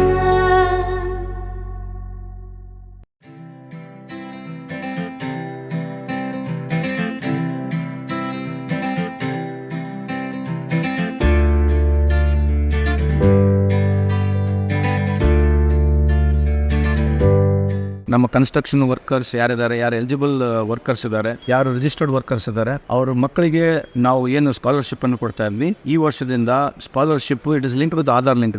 ಆಧಾರ್ ಸೀಡಿಂಗ್ ಆಗಬೇಕು, ಆಧಾರ್ ಲಿಂಕ್ ಮಾಡಿದ್ದೀವಿ. ದಯಮಾಡಿ ನಮ್ಮ ವೆಬ್ಸೈಟ್ ಇದೆ, ವೆಬ್ಸೈಟ್ಗೆ ಹೋಗಿ ಅಪ್ಲಿಕೇಶನ್ ಆಗ್ತಕ್ಕಂಥದ್ದು ಆನ್ಲೈನ್ ಅಪ್ಲಿಕೇಶನ್ ಇದೆ. ಅಲ್ಲಿ ಹೋಗಿ ನಮ್ಮ ಆಫೀಸರ್ಸ್ಗೆ ನೀವು ಕಂಡುಬಿಟ್ಟು ಅಪ್ಲಿಕೇಶನ್ ಹಾಕ್ಬೋದು ಅಂತ ಮನವಿ ಮಾಡಿಕೊಳ್ತೀನಿ. ನಮಸ್ಕಾರ. ಕರ್ನಾಟಕ ಕಟ್ಟಡ ಮತ್ತು ಇತರ ನಿರ್ಮಾಣ ಕಾರ್ಮಿಕರ ಕಲ್ಯಾಣ ಮಂಡಳಿ ವತಿಯಿಂದ ನೋಂದಾಯಿತ ಕಾರ್ಮಿಕರ ಮಕ್ಕಳ ವಿದ್ಯಾಭ್ಯಾಸಕ್ಕಾಗಿ ಎಸ್ಎಸ್ಪಿ ಪೋರ್ಟಲ್ ಮೂಲಕ 2024-25ನೇ ಸಾಲಿನ ಶೈಕ್ಷಣಿಕ ಸಹಾಯಧನ ಅರ್ಜಿ ಆಹ್ವಾನಿಸಲಾಗಿದೆ. ವಿರಾಮದ ನಂತರ ಮತ್ತೊಮ್ಮೆ ನ್ಯೂಸ್ಗೆ ಸ್ವಾಗತ. ರಕಸ್ಕೋಪ್ದಲ್ಲಿ ದಸರಾೋತ್ಸವದ ಅಂಗವಾಗಿ ಆರಂಭಿಸಿದ ಒಂದು ದಿನ ಗ್ರಾಮಕ್ಕಾಗಿ ಅನ್ನೋ ಕಾರ್ಯಕ್ರಮ ಭವ್ಯವಾಗಿ ಸಂಪನ್ನಗೊಂಡಿತು. ರಾಕಸ್ಕೋಪ್ ದಸರೋತ್ಸವ ಅಂಗವಾಗಿ 5 ಅಕ್ಟೋಬರ್ 2024ರಂದು ವರ್ಷಕ್ಕೆ ಒಮ್ಮೆ ನಡೆಯುವ ಒಂದು ದಿನ ಗ್ರಾಮಕ್ಕಾಗಿ ಎಂಬ ವಿಶೇಷ ಕಾರ್ಯಕ್ರಮವನ್ನು ಆಯೋಜನೆ ಮಾಡಲಾಗಿತ್ತು. ಗ್ರಾಮದಲ್ಲಿ ಯುವಕರು ತೆಗೆದುಕೊಂಡ ಮುಂದಾಳತ್ವದಲ್ಲಿ ಈ ಕಾರ್ಯಕ್ರಮದಲ್ಲಿ ವಿವಿಧ ಉಪಕ್ರಮಗಳು ಸೇರಿವೆ. ಗ್ರಾಮಸ್ಥರು ಮತ್ತು ಪಂಚ ಕೃಷಿಯ ನಾಗರಿಕರು ಉತ್ಸಾಹದಿಂದ ಈ ಕಾರ್ಯಕ್ರಮದಲ್ಲಿ ಭಾಗವಹಿಸಿದ್ರು. ಕಾರ್ಯಕ್ರಮದ ಪ್ರಮುಖ ಆಕರ್ಷಣೆ ಶಿವ ಉಪನ್ಯಾಸಕ ಹಿರಾಮಣಿ ಲಕ್ಷ್ಮಣ್ ಮುಚ್ಚಂಡಿಕರ್ ಅವರ ಸ್ವರಾಜ್ಯ ರಕ್ಷಕನಿಂದ ಗ್ರಾಮ ರಕ್ಷಣೆಗೆ ಎಂಬ ವಿಷಯದ ಮೇಲೆ ಪ್ರಭಾವಶಾಲಿಯಾಗಿ ವಿಚಾರಣೆಯಾಗಿದೆ. ಅವರು ಶಿವರಾಯನ ಆಲೋಚನೆಗಳು ಮತ್ತು ಇಂದಿನ काळाದಲ್ಲಿ ಗ್ರಾಮ ರಕ್ಷಣೆಯ महत्त्वावना ಕುರಿತು विस्तृत मार्गदर्शनवना ನೀಡಿದರು. शैक्षणिक परिवर्तनासाठी थोडासा हातभार लावावा आणि आपल्याला आणि आम्हा मित्रमंडळींना अभिमान वाटतो की गेल्या 4-5 वर्षाच्या कार्यक्रमामध्ये काही मुलांना आम्ही स्टेज उपलब्ध करून देऊ शकलो आणि त्यांच्यामध्ये पुढे येऊन बोलण्याचं धाडस आम्ही निर्माण केलं. हा एका लोकांना होत नाही. जी ज्येष्ठ जमीदारती मंडळी आहेत. ಕಾರ್ಯಕ್ರಮವನ್ನ ರವಳನಾಥ ಮೋರೆ ಅವರ ಅಧ್ಯಕ್ಷತೆಯಲ್ಲಿ ಆಯೋಜಿಸಲಾಗಿತ್ತು. ಪಂಚಮಂಡಲ ಗ್ರಾಮಸ್ಥರು ಮತ್ತು ಪ್ರಮುಖ ನಾಗರಿಕರ ಸಹಕಾರದಿಂದ ಈ ಕಾರ್ಯಕ್ರಮ ಭವ್ಯವಾಗಿ ನಡೆಯಿತು. ರವಿ ಪಾಟೀಲ್, ಕೆಎಂಎಂ ಕನ್ನಡ, ರಕಸ್ಕೋಪ್. ತುರ್ಕಿವಾಡಿಯಲ್ಲಿ ಪಿನುದಾದಾ ಪಾಟೀಲ್ ಯುವ ಫೌಂಡೇಶನ್ ವತಿಯಿಂದ ನವರಾತ್ರಿ ಉತ್ಸವದ ಪ್ರಯುಕ್ತ ಹೋಮ್ ಮಿನಿಸ್ಟರ್ ಸ್ಪರ್ಧೆಯನ್ನು ಆಯೋಜಿಸಲಾಗಿತ್ತು. ತುರ್ಕಿವಾಡಿಯಲ್ಲಿ ಪ್ರತಾಪ್ ಅಲಿಯಾಸ್ ಪಿನುದಾದಾ ಪಾಟೀಲ್ ಯುವ ಫೌಂಡೇಶನ್ ಮತ್ತು ಸಂಘರ್ಷ ಪ್ರತಿಷ್ಠಾನಗಳ ವತಿಯಿಂದ ನವರಾತ್ರಿ ಉತ್ಸವದ ಪ್ರಯುಕ್ತ ಆಯೋಜಿಸಿದ ಹೋಮ್ ಮಿನಿಸ್ಟರ್ ಸ್ಪರ್ಧೆ 2024ರಲ್ಲಿ ನಮ್ರತಾ ಕಾಗನ್ಕರ್ ಅವರು ಗೌರವದ ಪೈಠಣಿ ಗೆದ್ದು ವಿಜೇತರಾಗಿ ಹೊರಹೊಮ್ಮಿದ್ದಾರೆ. ಉಪ ವಿಜೇತೆಯಾಗಿ ಸೋನಂ ಪಾಟೀಲ್ ಅವರಿಗೆ ಬಂಗಾರದ ನತ್ತನ್ನ ನೀಡಲಾಯಿತು. ಈ ಸ್ಪರ್ಧೆಯಲ್ಲಿ 200ಕ್ಕೂ ಹೆಚ್ಚು ಮಹಿಳೆಯರು ಆಟದಲ್ಲಿ ಉತ್ಸಾಹದಿಂದ ಪಾಲ್ಗೊಂಡಿದ್ರು. ಕಾರ್ಯಕ್ರಮದ ಉದ್ಘಾಟನೆಯನ್ನ ಗೀತಾ ಪಾಟೀಲ್ ಅವರು ನೆರವೇರಿಸಿದ್ರು. ರವಿ ಪಾಟೀಲ್ ಮತ್ತು ಸಂಜಯ್ ಸಾಬಳೆ ನಿರೂಪಣೆ ನಡೆಸಿದ್ರು. ಕಾರ್ಯಕ್ರಮದ ಅಂತ್ಯದಲ್ಲಿ ಎಲ್ಲಾ ವಿಜೇತರನ್ನ ಸನ್ಮಾನಿಸಿ ಅವರಿಗೆ ಆಕರ್ಷಕ ಉಡುಗೊರೆಗಳನ್ನು ನೀಡಲಾಯಿತು. ರವಿ ಪಾಟೀಲ್, ಕೆಎಂಎಂ ಕನ್ನಡ, ಚಂದಗಢ. ತಿಲಕವಾಡಿ ರೈಲ್ವೆ ಮೇಲ್ಸೇತುವೆ ಕಳಪೆ ಕಾಮಗಾರಿ ವಿಶೇಷ ವರದಿಗೆ ಸ್ಪಂದಿಸಿರುವ ಜಗದೀಶ್ ಶೆಟ್ಟರ್ ಖುದ್ದಾಗಿ ಸ್ಥಳಕ್ಕೆ ಭೇಟಿ ನೀಡಿ ಪರಿಶೀಲನೆಯನ್ನ ನಡೆಸಿದ್ರು. ಬೆಳಗಾವಿಯ ತಿಲಕವಾಡಿ ರೈಲ್ವೆ ಮೇಲ್ಸೇತುವೆ ಕಳಪೆ ಕಾಮಗಾರಿ ವಿಶೇಷ ವರದಿಗೆ ಸ್ಪಂದಿಸಿರುವ ಸಂಸದ ಜಗದೀಶ್ ಶೆಟ್ಟರ್ ಖುದ್ದಾಗಿ ಸ್ಥಳಕ್ಕೆ ಭೇಟಿ ನೀಡಿ ಪರಿಶೀಲನೆ ನಡೆಸಿ ಕ್ರಮ ಕೈಗೊಳ್ಳಲು ರೈಲ್ವೆ ಅಧಿಕಾರಿಗಳಿಗೆ ಸೂಚಿಸಲಾಗುವುದು ಎಂದು ಮಂಗಳವಾರ ಬೆಳಗಾವಿಯ ಪ್ರವಾಸಿ ಮಂದಿರದಲ್ಲಿ ಸುದ್ದಿಗಾರರೊಂದಿಗೆ ಮಾತನಾಡ್ತಾ ತಿಳಿಸಿದ್ರು. ಅದಕ್ಕೆ ಅವು ಏನೇನು ಸಮಸ್ಯೆ ನೋಡಕ್ಕೆ ಹೊಂಟಿನ ಈಗ ಅದಕ್ಕೆ ಅದು ನೋಡಿದ ಮೇಲೆ ಬಂದು ರಿಯಾಕ್ಷನ್ ಕೊಡ್ತೀನಿ ಅದ್ರ ಬಗ್ಗೆ.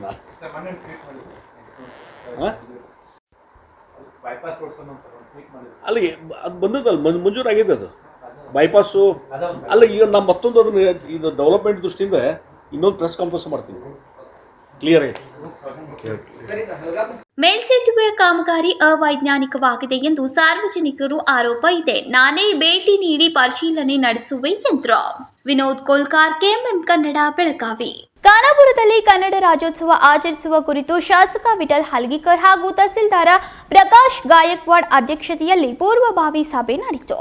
ನವೆಂಬರ್ 1 ಕನ್ನಡ ರಾಜ್ಯೋತ್ಸವ ಆಚರಿಸುವ ಕುರಿತು ಶಾಸಕ ವಿಠಲ್ ಹಲ್ಗಿಕರ್ ಹಾಗೂ ತಹಸೀಲ್ದಾರ ಪ್ರಕಾಶ್ ಗಾಯಕ್ವಾಡ್ ಅವರ ಅಧ್ಯಕ್ಷತೆಯಲ್ಲಿ ಪೂರ್ವಭಾವಿ ಸಭೆ ನಡೆಯಿತು. ಈ ವೇಳೆ ಮಾತನಾಡಿದ ಶಾಸಕ ವಿಠಲ್ ಹಲ್ಗಿಕರ್, ರಾಜ್ಯಾದ್ಯಂತ ಕನ್ನಡ ರಾಜ್ಯೋತ್ಸವವನ್ನು ಅದ್ದೂರಿಯಾಗಿ ಆಚರಿಸಲಾಗುತ್ತೆ. ಅದರಲ್ಲೂ ಗಡಿ ಜಿಲ್ಲೆಯಾದ ಬೆಳಗಾವಿಯಲ್ಲಿ ಅತಿ ವಿಜೃಂಭಣೆಯಿಂದ ಆಚರಿಸಲಾಗ್ತಾ ಇದ್ದು ಇಡೀ ರಾಜ್ಯಕ್ಕೆ ಮಾದರಿಯಾಗಿದೆ ಎಂದರು.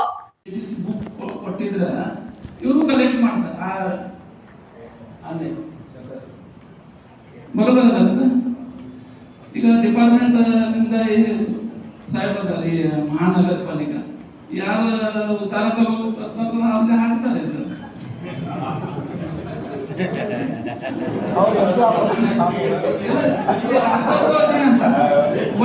ಒಂದು ಪೀಸ್ ಕೊಡ್ಲಿ, ಮತ್ತು ಇವರು ಹೇಳಿದ್ರು ಏನ ಪ್ರತಿ ಸಲ ಇದು ಕಾರ್ಯಕ್ರಮ ನಡೀತದೆ, ಒಂದು ಅಕೌಂಟ್ ಇರಬೇಕು.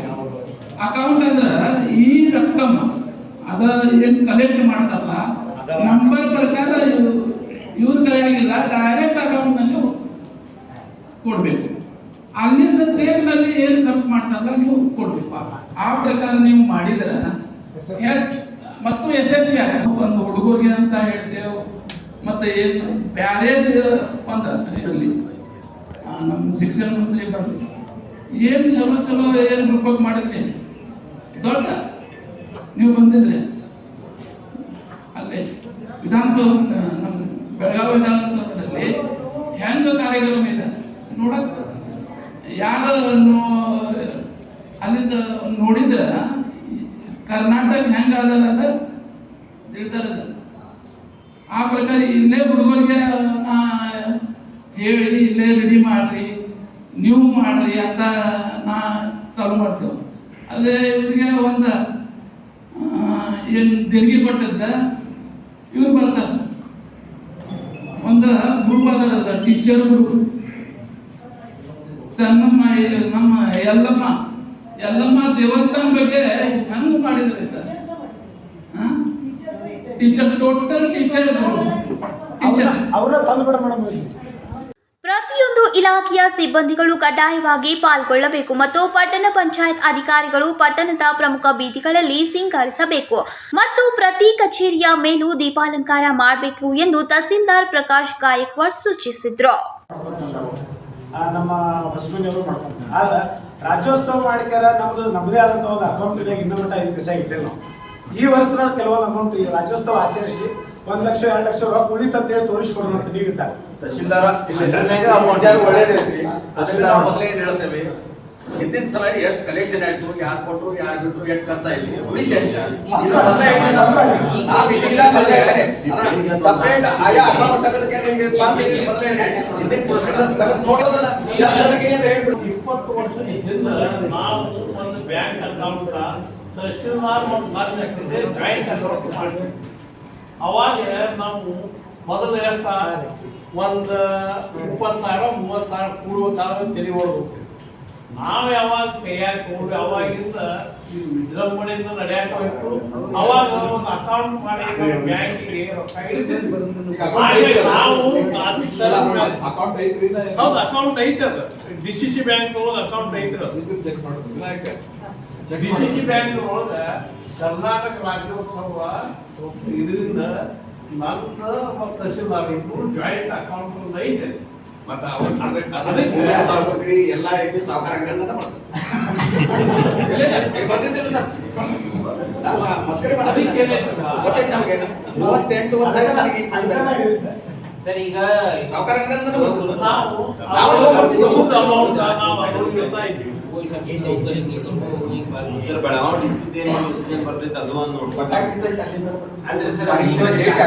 ಇನ್ನು ಈ ವೇಳೆ ಮಾತನಾಡಿದ ರಕ್ಷಣಾ ವೇದಿಕೆಯ ಕಾರ್ಯದರ್ಶಿ ವಿಠಲ್ ಹಿಂಡಲ್ಕರ್, ಕನ್ನಡ ನಾಮಫಲಕ ಹಾಕುವಂತೆ ಸರ್ಕಾರ ಸ್ಪಷ್ಟ ನಿರ್ದೇಶನವಿದ್ದರೂ ಪಟ್ಟಣ ಪಂಚಾಯತ್ ಅಧಿಕಾರಿಗಳು ನಾಮಫಲಕ ಅಳವಡಿಸಲು ನಿರ್ಲಕ್ಷ್ಯ ತೋರಿದ್ದು ಈ ಕುರಿತಾಗಿ ಹಲವು ಬಾರಿ ಮನವಿಯನ್ನ ಸಲ್ಲಿಸಿದ್ರೂ ಆ ಬಗ್ಗೆ ಕ್ರಮ ಕೈಗೊಂಡಿಲ್ಲ ಎಂದರು.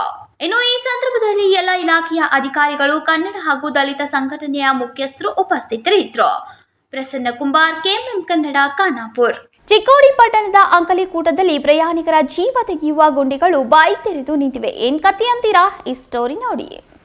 ದಿನೇ ದಿನೇ ಬೆಳೆಯುತ್ತಿರುವ ಚಿಕ್ಕೋಡಿ ಪಟ್ಟಣ ಹಲವು ವರ್ಷಗಳಿಂದ ಶೈಕ್ಷಣಿಕ ಜಿಲ್ಲೆಯಾಗಿ ಸದ್ಯ ಸಂಪೂರ್ಣ ಜಿಲ್ಲಾ ಸ್ಥಾನಮಾನ ಸಿಗುವ ಸನಿಹದಲ್ಲಿ ಇರುವಾಗ ಅದು ಪವರ್ಫುಲ್ ರಾಜಕಾರಣಿಗಳು ಇರುವ ಪಟ್ಟಣಕ್ಕೆ ಈ ರಸ್ತೆ ಗುಂಡಿಗಳಿಂದ ಮುಜುಗರ ಪಡುವಂತಾಗಿದೆ. ಹಲವು ವರ್ಷಗಳಿಂದ ಗುಂಡಿಗಳು ಮುಚ್ಚುವ ಕಾರ್ಯ ನಡೆಸುತ್ತಿಲ್ಲ.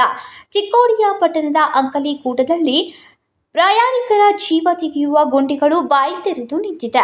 ಪಟ್ಟಣದ ಹೃದಯ ಭಾಗದಲ್ಲಿ ಇರುವ ರಸ್ತೆ, ಅದು ಅದರಲ್ಲೂ ಗರ್ಭಿಣಿ ಮಹಿಳೆಯರಿಗಂತೂ ಈ ಸ್ಥಳದಲ್ಲಿ ಬಂದರೆ ನರಕ ರೀತಿಯಲ್ಲಿ ನೋವು ಕಾಣಿಸಿಕೊಳ್ಳುತ್ತೆ. ಜಿಲ್ಲಾ ಮಟ್ಟದ ಎಲ್ಲ ಮೇಲಾಧಿಕಾರಿಗಳು ಚಿಕ್ಕೋಡಿ ಪಟ್ಟಣದಲ್ಲೇ ಇದ್ರೂ ನಿತ್ಯ ಜನದಟ್ಟಣೆಯಿಂದ ಕೂಡಿರುವ ಈ ರಸ್ತೆ ನೋಡಿ ನೋಡದಂತೆ ಜಾನಕುರುಡರಾಗಿದ್ದಾರೆ. ಕೇವಲ 4 ರಿಂದ 5 ಮೀಟರ್ ಅಗಲ ಇರುವ ಈ ಅಂಕಲಿಕೂಟ ರಸ್ತೆ ತೆಗ್ಗುಗುಂಡಿಗಳಿಂದ ಕೂಡಿದ್ದು, ಅಷ್ಟೇ ಚಿಕ್ಕ ರಸ್ತೆಯನ್ನೇ ಸುಧಾರಣೆ ಮಾಡುವಲ್ಲಿ ವಿಳಂಬ ಧೋರಣೆ ಅನಿಸ್ತಾ ಇರುವುದು ಅಧಿಕಾರಿಗಳು ಜನಪ್ರತಿನಿಧಿಗಳ ಕುರಿತು ಪಟ್ಟಣದ ಜನತೆಯು ಹಿಡಿ ಶಾಪ ಹಾಕ್ತಾ ಇದ್ದು, ಇನ್ನಾದರೂ ಪಟ್ಟಣದ ರಸ್ತೆ ಸುಧಾರಣೆ ಹಾಗೂ ಅಭಿವೃದ್ಧಿಯತ್ತ ಗಮನ ಹರಿಸಲಿ ಎಂದು ಜನರು ಮಾತನಾಡಿಕೊಳ್ಳುತ್ತಿದ್ದಾರೆ. ಸಂಜೀವ್ ಬ್ಯಾಕುಡೆ, KMM ಕನ್ನಡ, ಚಿಕ್ಕೋಡಿ. ವಾಣಿಜ್ಯ ಮಳಿಗೆಗೆ ಸುತ್ತ ಕಾಂಪೌಂಡ್ ನಿರ್ಮಿಸಿದ್ದಕ್ಕೆ ರೈತ ಬಾಬುರಾವ್ ಹಾಲಗಡಗಿ ವಿರೋಧ ವ್ಯಕ್ತಪಡಿಸಿದರು. ಹುಕ್ಕೇರಿ ತಾಲೂಕಿನ ಸಂಕೇಶ್ವರ ಪಟ್ಟಣದಲ್ಲಿನ ಹೈವೇ ಪಕ್ಕದಲ್ಲಿನ ಸರ್ವೆ ನಂಬರ್ 154/1 ನಮ್ಮ ಕೃಷಿ ಭೂಮಿಯ ಪಕ್ಕದಲ್ಲಿ ವಾಣಿಜ್ಯ ಮಳಿಗೆಗೆ ಕಾಂಪೌಂಡ್ ನಿರ್ಮಿಸ್ತಾ ಇದ್ದು, ಅದರಿಂದ ನಮ್ಮ ಜಮೀನಿನ ಕೃಷಿ ಚಟುವಟಿಕೆಗೆ ಹೋಗಲು ದಾರಿ ಇಲ್ಲದಂತಾಗಿದೆ ಎಂದು ರೈತ ಬಾಬುರಾವ್ ಹಾಲಗಡಗಿ ಹೇಳಿದರು. ನ್ಯಾಷನಲ್ ಹೈವೇ ಪಕ್ಕದಲ್ಲಿ 60 ಮೀಟರ್ ಅಂತರದ ಒಳಗೆ ಈರಪ್ಪ ದೇವರ ಬಾಜುದಲ್ಲಿ ನಂದು 154/1 1 ಎಕರೆ 13 ಗುಂಟೆ ಜಮೀನು ಇದ್ದು, ಅದು ನನ್ನ ಶ್ರೀಮತಿಯವರ ಹೆಸರಿನಿಂದ ಇದೆ. ಇದಕ್ಕೆ 200 ವರ್ಷಗಳಿಂದ ಪಾರಂಪರಿಕವಾಗಿ ರಸ್ತೆ ಇದ್ದು, ನಾವು ಕಬ್ಬುಗಳನ್ನು ಎಲ್ಲ ಬೆಳೆಯನ್ನು ಟ್ರ್ಯಾಕ್ಟರ್ ಮುಖಾಂತರ ಒಯ್ಯೋದು ಮಾಡ್ತಿದ್ವಿ. ಆದರೆ ಈಗ ಈ ಏತನ್ಮಧ್ಯೆ ಶಿಂಗಲ್ ಎಣ್ಣೆ ಹೆಸರಿನಲ್ಲಿ ಇವರು ನಮ್ಮ ಪಕ್ಕದ ಜಮೀನದವರಾದ ಅರ್ಜುನ್ ತಳವಾರ್, ಇವರು ಪರಶುರಾಮ್ ಅರ್ಜುನ್ ತಳವಾರ್, ಇವರು ವ್ಯಾಪಾರಿ ಮಳಿಗೆ ಪರ್ಮಿಷನ್ ಸಲುವಾಗಿ ಪರ್ಮಿಷನ್ ತೊಗೊಂಡು ನಮ್ಮ ಪಕ್ಕದ ಪಾರಂಪರಿಕ ಹಾದಿ ಬಂದ್ ಮಾಡಿ ಈಗ ಕಟ್ಟದಾರು ವ್ಯಾಪಾರ ಮಳಿಗೆ. ಅದರಿಂದ ನನ್ನ ಬೆಳೆ ತರಲು ಮತ್ತು ತೆಗೆಯಲು ನನಗೆ ಆಸ್ಪದ ಇಲ್ಲದಂತಾಗಿದೆ. ಮಾನ್ಯ ಜಿಲ್ಲಾಧಿಕಾರಿಗಳು ಇತ್ತ ಕಡೆ ಇದರ ಸ್ವಲ್ಪ ಲಕ್ಷ್ಯ ಕೊಟ್ಟು ಈ ವಿಷಯದ ಬಗ್ಗೆ ಪುರಸಭೆಯ ಮುಖ್ಯಾಧಿಕಾರಿ ಪ್ರಕಾಶ್ ಮಠದ್ ಪ್ರತಿಕ್ರಿಯೆ ನೀಡಿ, ಪುರಸಭೆಯ ನಿಯಮಾನುಸಾರ ಮಾತ್ರ ನಾವು ವಾಣಿಜ್ಯ ಮಳಿಗೆಗಳಿಗೆ ನಿರ್ಮಿಸಲು ಅನುಮತಿ ನೀಡಿದ್ದೇವೆ ಎಂದರು. ಸಂಕೇಶ್ವರ ಪಟ್ಟಣದ ರಿಸಾ ನಂಬರ್ 155/1 ರಿಸಾ ನಂಬರ್ 155/3 ರಿಸಾ ನಂಬರ್ 154/4 ರಿಸಾ ನಂಬರ್ 155/5 ರಿಸಾ ನಂಬರ್ 156/1 ಒಟ್ಟು ಕ್ಷೇತ್ರ 3 ಎಕರೆ 31 ಗುಂಟೆ 11 ಆನೆ 8 ಪೈಸೆ ಜಮೀನನ್ನ ಮಾನ್ಯ ಜಿಲ್ಲಾಧಿಕಾರಿಯವರು ದಿನಾಂಕ 10/10/2021 ಕಮರ್ಷಿಯಲ್ NA ಸಿಂಗಲ್ ಲೇಔಟ್ ಅಂತೇಳಿ NA ಮಾಡಿರ್ತಾರೆ. ಅದರಂತೆ ಮುಂದುವರೆದ ಸಹಾಯಕ ನಿರ್ದೇಶಕರು ಟೌನ್ ಆ್ಯಂಡ್ ಕಂಟ್ರಿ ಪ್ಲ್ಯಾನಿಂಗ್ ರವರು ಅದಕ್ಕೆ ಒಂದು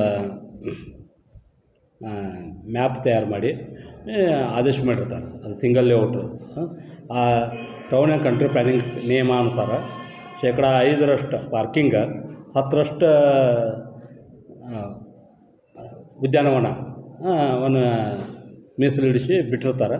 ಮತ್ತು ಉಳಿದ ಮತ್ತು ರಸ್ತೆಯನ್ನು ಅವರ ವೈಯಕ್ತಿಕ ಮಾಲೀಕರ ಹಿತಾಸಕ್ತಿ ಮೇರೆಗೆ ಅದರ ರಸ್ತೆಯನ್ನು ಬಿಟ್ಟಿರ್ತಾರೆ. ಯಾಕಂದ್ರೆ ಸಿಂಗಲ್ ಲೇಔಟ್ದೊಳಗೆ ರಸ್ತೆಯನ್ನು ಬಿಡಬೇಕಾದ್ರೆ ಮಾಲೀಕರದ್ದು ಇದಿರ್ತದೆ, ಸಂಪೂರ್ಣ ಜಾಗ ಅವರು ಅಂಡಿರ್ತದೆ. ಇರೋದ್ರ ರಸ್ತೆಯನ್ನು ಮುಂದೆ ಸರ್ವಿಸ್ ರೋಡ್, ಈ ನ್ಯಾಷನಲ್ ಪುಣೆ ಬೆಂಗಳೂರು ಹೈವೇಗೆ ಏನು ಸರ್ವಿಸ್ ರೋಡ್ ಅದಲ್ಲ ಅದಕ್ಕೆ ಹಚ್ಕೊಂಡು ಬಿಟ್ಟಿರ್ತಾರೆ. ಈಗೇನು ಆರೋಪ ಮಾಡ್ತಾ ಇರುವಂಥ ಶ್ರೀ ಸಲಾಕೋಮ್ ಬಾಬಣ್ಣ ಜನಮಟ್ಟಿ ಹಾಗೂ ಶ್ರೀಮತಿ ಕಾಶಿಬಾಯಿ ಬಾಬುರಾವ್ ಹಾಲಗಡಗಿ ಇವರ ಒಂದು ಅರ್ಜಿ ಪ್ರಕರಣವನ್ನೆಲ್ಲ ಪರಿಶೀಲನೆ ಮಾಡಿ ನೋಡಿದ್ವಿ.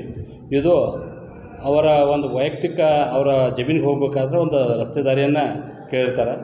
ಸರ್ಕಾರದ ಸುತ್ತೋಲೆ ಪ್ರಕಾರ ನಾವೆಲ್ಲ ಪರಿಶೀಲನೆ ಮಾಡಿದ ಪ್ರಕಾರ ಪ್ರಸ್ತುತವಾಗಿ ಈ ಸರ್ಕಾರದ ಸುತ್ತೋಲೆ ಒಳಗೆ ಏನು ಹೇಳ್ತದೆ ಅಂತಂದ್ರೆ ತಹಶೀಲ್ದಾರರವರು ತಾಲೂಕಿನ ತಹಶೀಲ್ದಾರರು ನಕ್ಷೆ ಕಂಡು ಕಾಲುದಾರಿ ಬಂಡಿದಾರಿ ಅಥವಾ ರಸ್ತೆಗಳಲ್ಲಿ ಅನ್ಯ ಕೃಷಿ ಬಳಕೆದಾರರು ತಿರುಗಾಡಲು ಅವಶ್ಯಕ ಅವಕಾಶ ನೀಡಿದ ಅಡ್ಡಿಪಡಿಸಿದಂತಹ ಇದ್ರೊಳಗಿತ್ತು ಅಂದ್ರೆ ಅದನ್ನು ತಹಶೀಲ್ದಾರ್ ಅವರು ಅದನ್ನು ಕ್ಲಿಯರ್ ಮಾಡಬೇಕಾಗಿರ್ತದೆ. ಆದ್ರೆ ಇದು ಪ್ರಸ್ತುತ ಅವ್ರು ಕೇಳುವಂಥ ಸರ್ವೆ ನಂಬರ್ಗಳು ಕಮರ್ಷಿಯಲ್ ಏನೇ ಆಗಿರ್ತಾವೆ, ಸಿಂಗಲ್ ಲೇಔಟ್ ಆಗಿರ್ತಾವೆ. ಆದ ಕಾರಣ ಅದಕ್ಕೆ ರಸ್ತೆ ಬಿಡೋದು ಆ ಮಾಲೀಕನ ಒಂದು ವೈಯಕ್ತಿಕ ಹಿತಾಸಕ್ತಿ ಇರ್ತದೆ ಅದರಲ್ಲಿ. ಆ ಪ್ರಕಾರ ನಾವು ಅದಕ್ಕೆ ಏನೇ ಟೌನ್ ಪ್ಲ್ಯಾನಿಂಗ್ ಇದ್ರ ಮ್ಯಾಪ್ ಪ್ರಕಾರ ನಮ್ಮ ಪುರಸಭೆಯಿಂದ ಅನುಮೋದನೆ ಕೊಟ್ಟಿದ್ದೀವಿ ಮತ್ತು ಅದಕ್ಕೆ ಅಲ್ಲಿ ಬಿಲ್ಡಿಂಗ್ ಕಟ್ಟಲಿಕ್ಕೆ ಪರವಾನಗಿ ಸಹ ಕೊಟ್ಟಿರ್ತೀವಿ. ಈಗ ರಸ್ತೆ ಸಂಬಂಧಪಟ್ಟಂಗೆ ಅವರು ಮಾನ್ಯ ತಹಶೀಲ್ದಾರ್ ಅವರ ಜೊತೆಗೆ ಮತ್ತು ಸಹಾಯಕ ನಿರ್ದೇಶಕರು ಭೂ ಮಾಪನ ಇಲಾಖೆ ಇವರೊಂದಿಗೆ ಸಂಪರ್ಕ ಮಾಡಿ ಅದನ್ನು ರಸ್ತೆಯನ್ನು ಪಡ್ಕೋಬಹುದಾಗಿರ್ತದೆ ಪಕ್ಕದ ಜಮೀನಿನಲ್ಲಿ. ಪುರಸಭೆಯ ಅಧಿಕಾರಿಗಳಿಗೆ ಹಾಗೂ ತಹಸೀಲ್ದಾರ್ ಅವರಿಗೆ ನಮ್ಮ ಸಮಸ್ಯೆ ಬಗ್ಗೆ ಗಮನಕ್ಕೆ ತಂದಾಗ ಹುಕ್ಕೇರಿ ತಹಸೀಲ್ದಾರ್ ಅವರು ಖುದ್ದು ಸ್ಥಳ ಪರಿಶೀಲನೆ ನಡೆಸಿ ಗೋಡೆಯನ್ನು ನಿರ್ಮಿಸಬೇಡಿ ಎಂದು ಮಳಿಗೆದಾರರಿಗೆ ಸೂಚಿಸಿದ್ರು ಸಹ ಅವರು ಕಾಂಪೌಂಡ್ ನಿರ್ಮಿಸಿದ್ದಾರೆ. ಜಿಲ್ಲಾಧಿಕಾರಿಗಳು ಇವರ ಮೇಲೆ ಸೂಕ್ತ ಕ್ರಮವನ್ನು ಜರುಗಿಸಬೇಕು ಎಂದು ಒತ್ತಾಯಿಸಿದ್ರು. Sachin Kamble, KMM Kannada, Hukkeri. Super group ಸೇವಾ ಸಹಕಾರಿ ಸಂಘದ ವತಿಯಿಂದ ಕಡಿಮೆ ದರದಲ್ಲಿ ಕೃಷಿ ಸಾಧನಗಳನ್ನು ಲಭ್ಯ ಮಾಡಿಸಲಾಗಿದೆ ಎಂದು ಗುರುನಾಥ್ ಕಾಮತ್ ಹೇಳಿದರು. ಜೋಯಿಡಾ ತಾಲೂಕಿನಲ್ಲಿ ರೈತರ ಸಂಖ್ಯೆ ಹೆಚ್ಚಾಗಿದ್ದು ಅವರಿಗೆ ಬೇಕಾದ ಸಾಧನಗಳನ್ನು ಬೆಳಗಾವಿ ಅಥವಾ ಹುಬ್ಬಳ್ಳಿಯಿಂದ ತರುತ್ತಿದ್ರು. ಆದ್ದರಿಂದ ರಾಮನಗರದ ಸೂಪರ್ ಗ್ರೂಪ್ ಸೇವಾ ಸಹಕಾರಿ ಸಂಘದ ವತಿಯಿಂದ ಕಡಿಮೆ ದರದಲ್ಲಿ ಇಂತಹ ಸಾಧನಗಳನ್ನು ಲಭ್ಯ ಮಾಡಿಸಲಾಗಿದೆ ಹಾಗೂ ಇದರ ಉದ್ಘಾಟನೆ ಮಂಗಳವಾರ ನೆರವೇರಿಸಲಾಯಿತು. ಈ ಸಂದರ್ಭದಲ್ಲಿ ಮಾತನಾಡಿದ ಸೂಪರ್ ಗ್ರೂಪ್ ಸೇವಾ ಸಹಕಾರಿ ಸಂಘದ ಚೇರ್ಮನ್ ಗುರುನಾಥ್ ಕಾಮತ್ ಅವರು 1967ರಲ್ಲಿ ಸ್ಥಾಪಿಸಲಾದ ಸೂಪರ್ ಸಹಕಾರಿ ಸೊಸೈಟಿಗೆ 56ನೇ ವರ್ಷ ನಡೆಯುತ್ತಿದ್ದು ಇಲ್ಲಿ ರೈತರಿಗೆ ಕಡಿಮೆ ದರದಲ್ಲಿ ಮೊದಲಾದ ಹಲವಾರು ಸಾಧನಗಳನ್ನು ಲಭ್ಯ ಮಾಡಲಾಗಿದ್ದು ರೈತ ಸಮುದಾಯವು ಇದರ ಸಂಪೂರ್ಣ ಲಾಭ ಪಡೆಯಬೇಕೆಂದು ಹೇಳಿದರು. सुपर ग्रुप ग्राम सेवा सहकारी संघ लिमिटेड रामनगर 1967 साली त्यामध्ये ओपन होऊन आता इकडं तो आमचा 56व्या वर्षी वाटचाल चालू आहे. 56व्या वर्षी आम्ही एक नवीन ट्रॅक्टरसाठी पॉवर टिलर ट्रॅक्टर सुंदे त्याच्यानंतर प्लंबिंगचं सामान जनरेटर्स जे शेतकऱ्यांना लागणाऱ्या ज्या वस्तू पॉवर टिलरच्या ऑइल त्याच्या मोटरसायकलला लागणाऱ्या या सगळ्या वस्तू आम्ही सगळ्यांनी डायरेक्टर मिळून एक निर्णय घेऊन आजपासून उद्घाटन झालेलं आहे. उद्घाटनाच्या टाईमलाच आमचे माजी जिल्हा परिषद संजय हनबार तसेच आमच्या ग्रामपंचायतीचे अध्यक्ष श्री शिवाजी गोसावी तसेच ग्रामपंचायत मेंबर्स आमचे सगळे डायरेक्टर्स तसेच आमचे CEO श्री सागर बानावळी यांच्या सगळ्यांच्या सहकार्याने हे झालेलं आहे आणि हे असंच आम्ही पुढे जरा मोठं होऊन द्या म्हणून देवाकडे प्रार्थना करून आम्ही 1-2 शब्द बनतो. ಇನ್ನು ಈ ಸಂದರ್ಭದಲ್ಲಿ ಅನೇಕರು ಉಪಸ್ಥಿತರಿದ್ದರು. ನಿಖಿಲ ಸುಕರ್, ಕೆಎಂಎಂ ಕನ್ನಡ, ರಾಮನಗರ. ಇದೀಗ ಮತ್ತೊಮ್ಮೆ ಹೆಡ್ಲೈನ್ಸ್.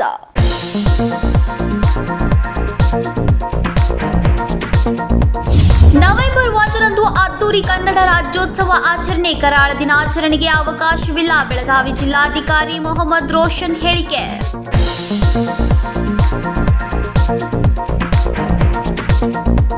ಹಲಗಾ ಗ್ರಾಮದಿಂದ ಮಚ್ಚಿ ಕಾಮಗಾರಿಗೆ ನ್ಯಾಯಾಲಯದಿಂದ ತಡೆಯಾಜ್ಞೆ ನೀಡಿದ್ರು. ರಾಷ್ಟ್ರೀಯ ಹೆದ್ದಾರಿ ಪ್ರಾಧಿಕಾರದವರಿಂದ ಕಾಮಗಾರಿ ಆರಂಭ. ಕಾಮಗಾರಿ ಆರಂಭಿಸಿದ್ದನ್ನ ವಿರೋಧಿಸಿ ಮಂಗಳವಾರ ರೈತರಿಂದ ಪ್ರತಿಭಟನೆ.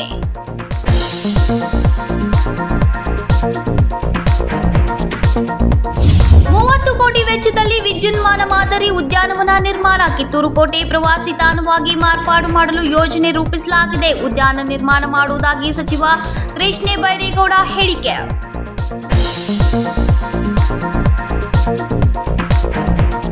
ಇವಿಷ್ಟು ಈ ದಿನದ ಪ್ರಮುಖ ಸುದ್ದಿಗಳು. ಇದೇ ರೀತಿ ಇನ್ನೂ ಹೆಚ್ಚಿನ ನ್ಯೂಸ್ಗಳಿಗಾಗಿ ನೋಡ್ತಾ ಇರಿ ಕೆಎಂಎಂ ಕನ್ನಡ ಸುದ್ದಿವಾಹಿನಿ ಬೆಳಗಾವಿ.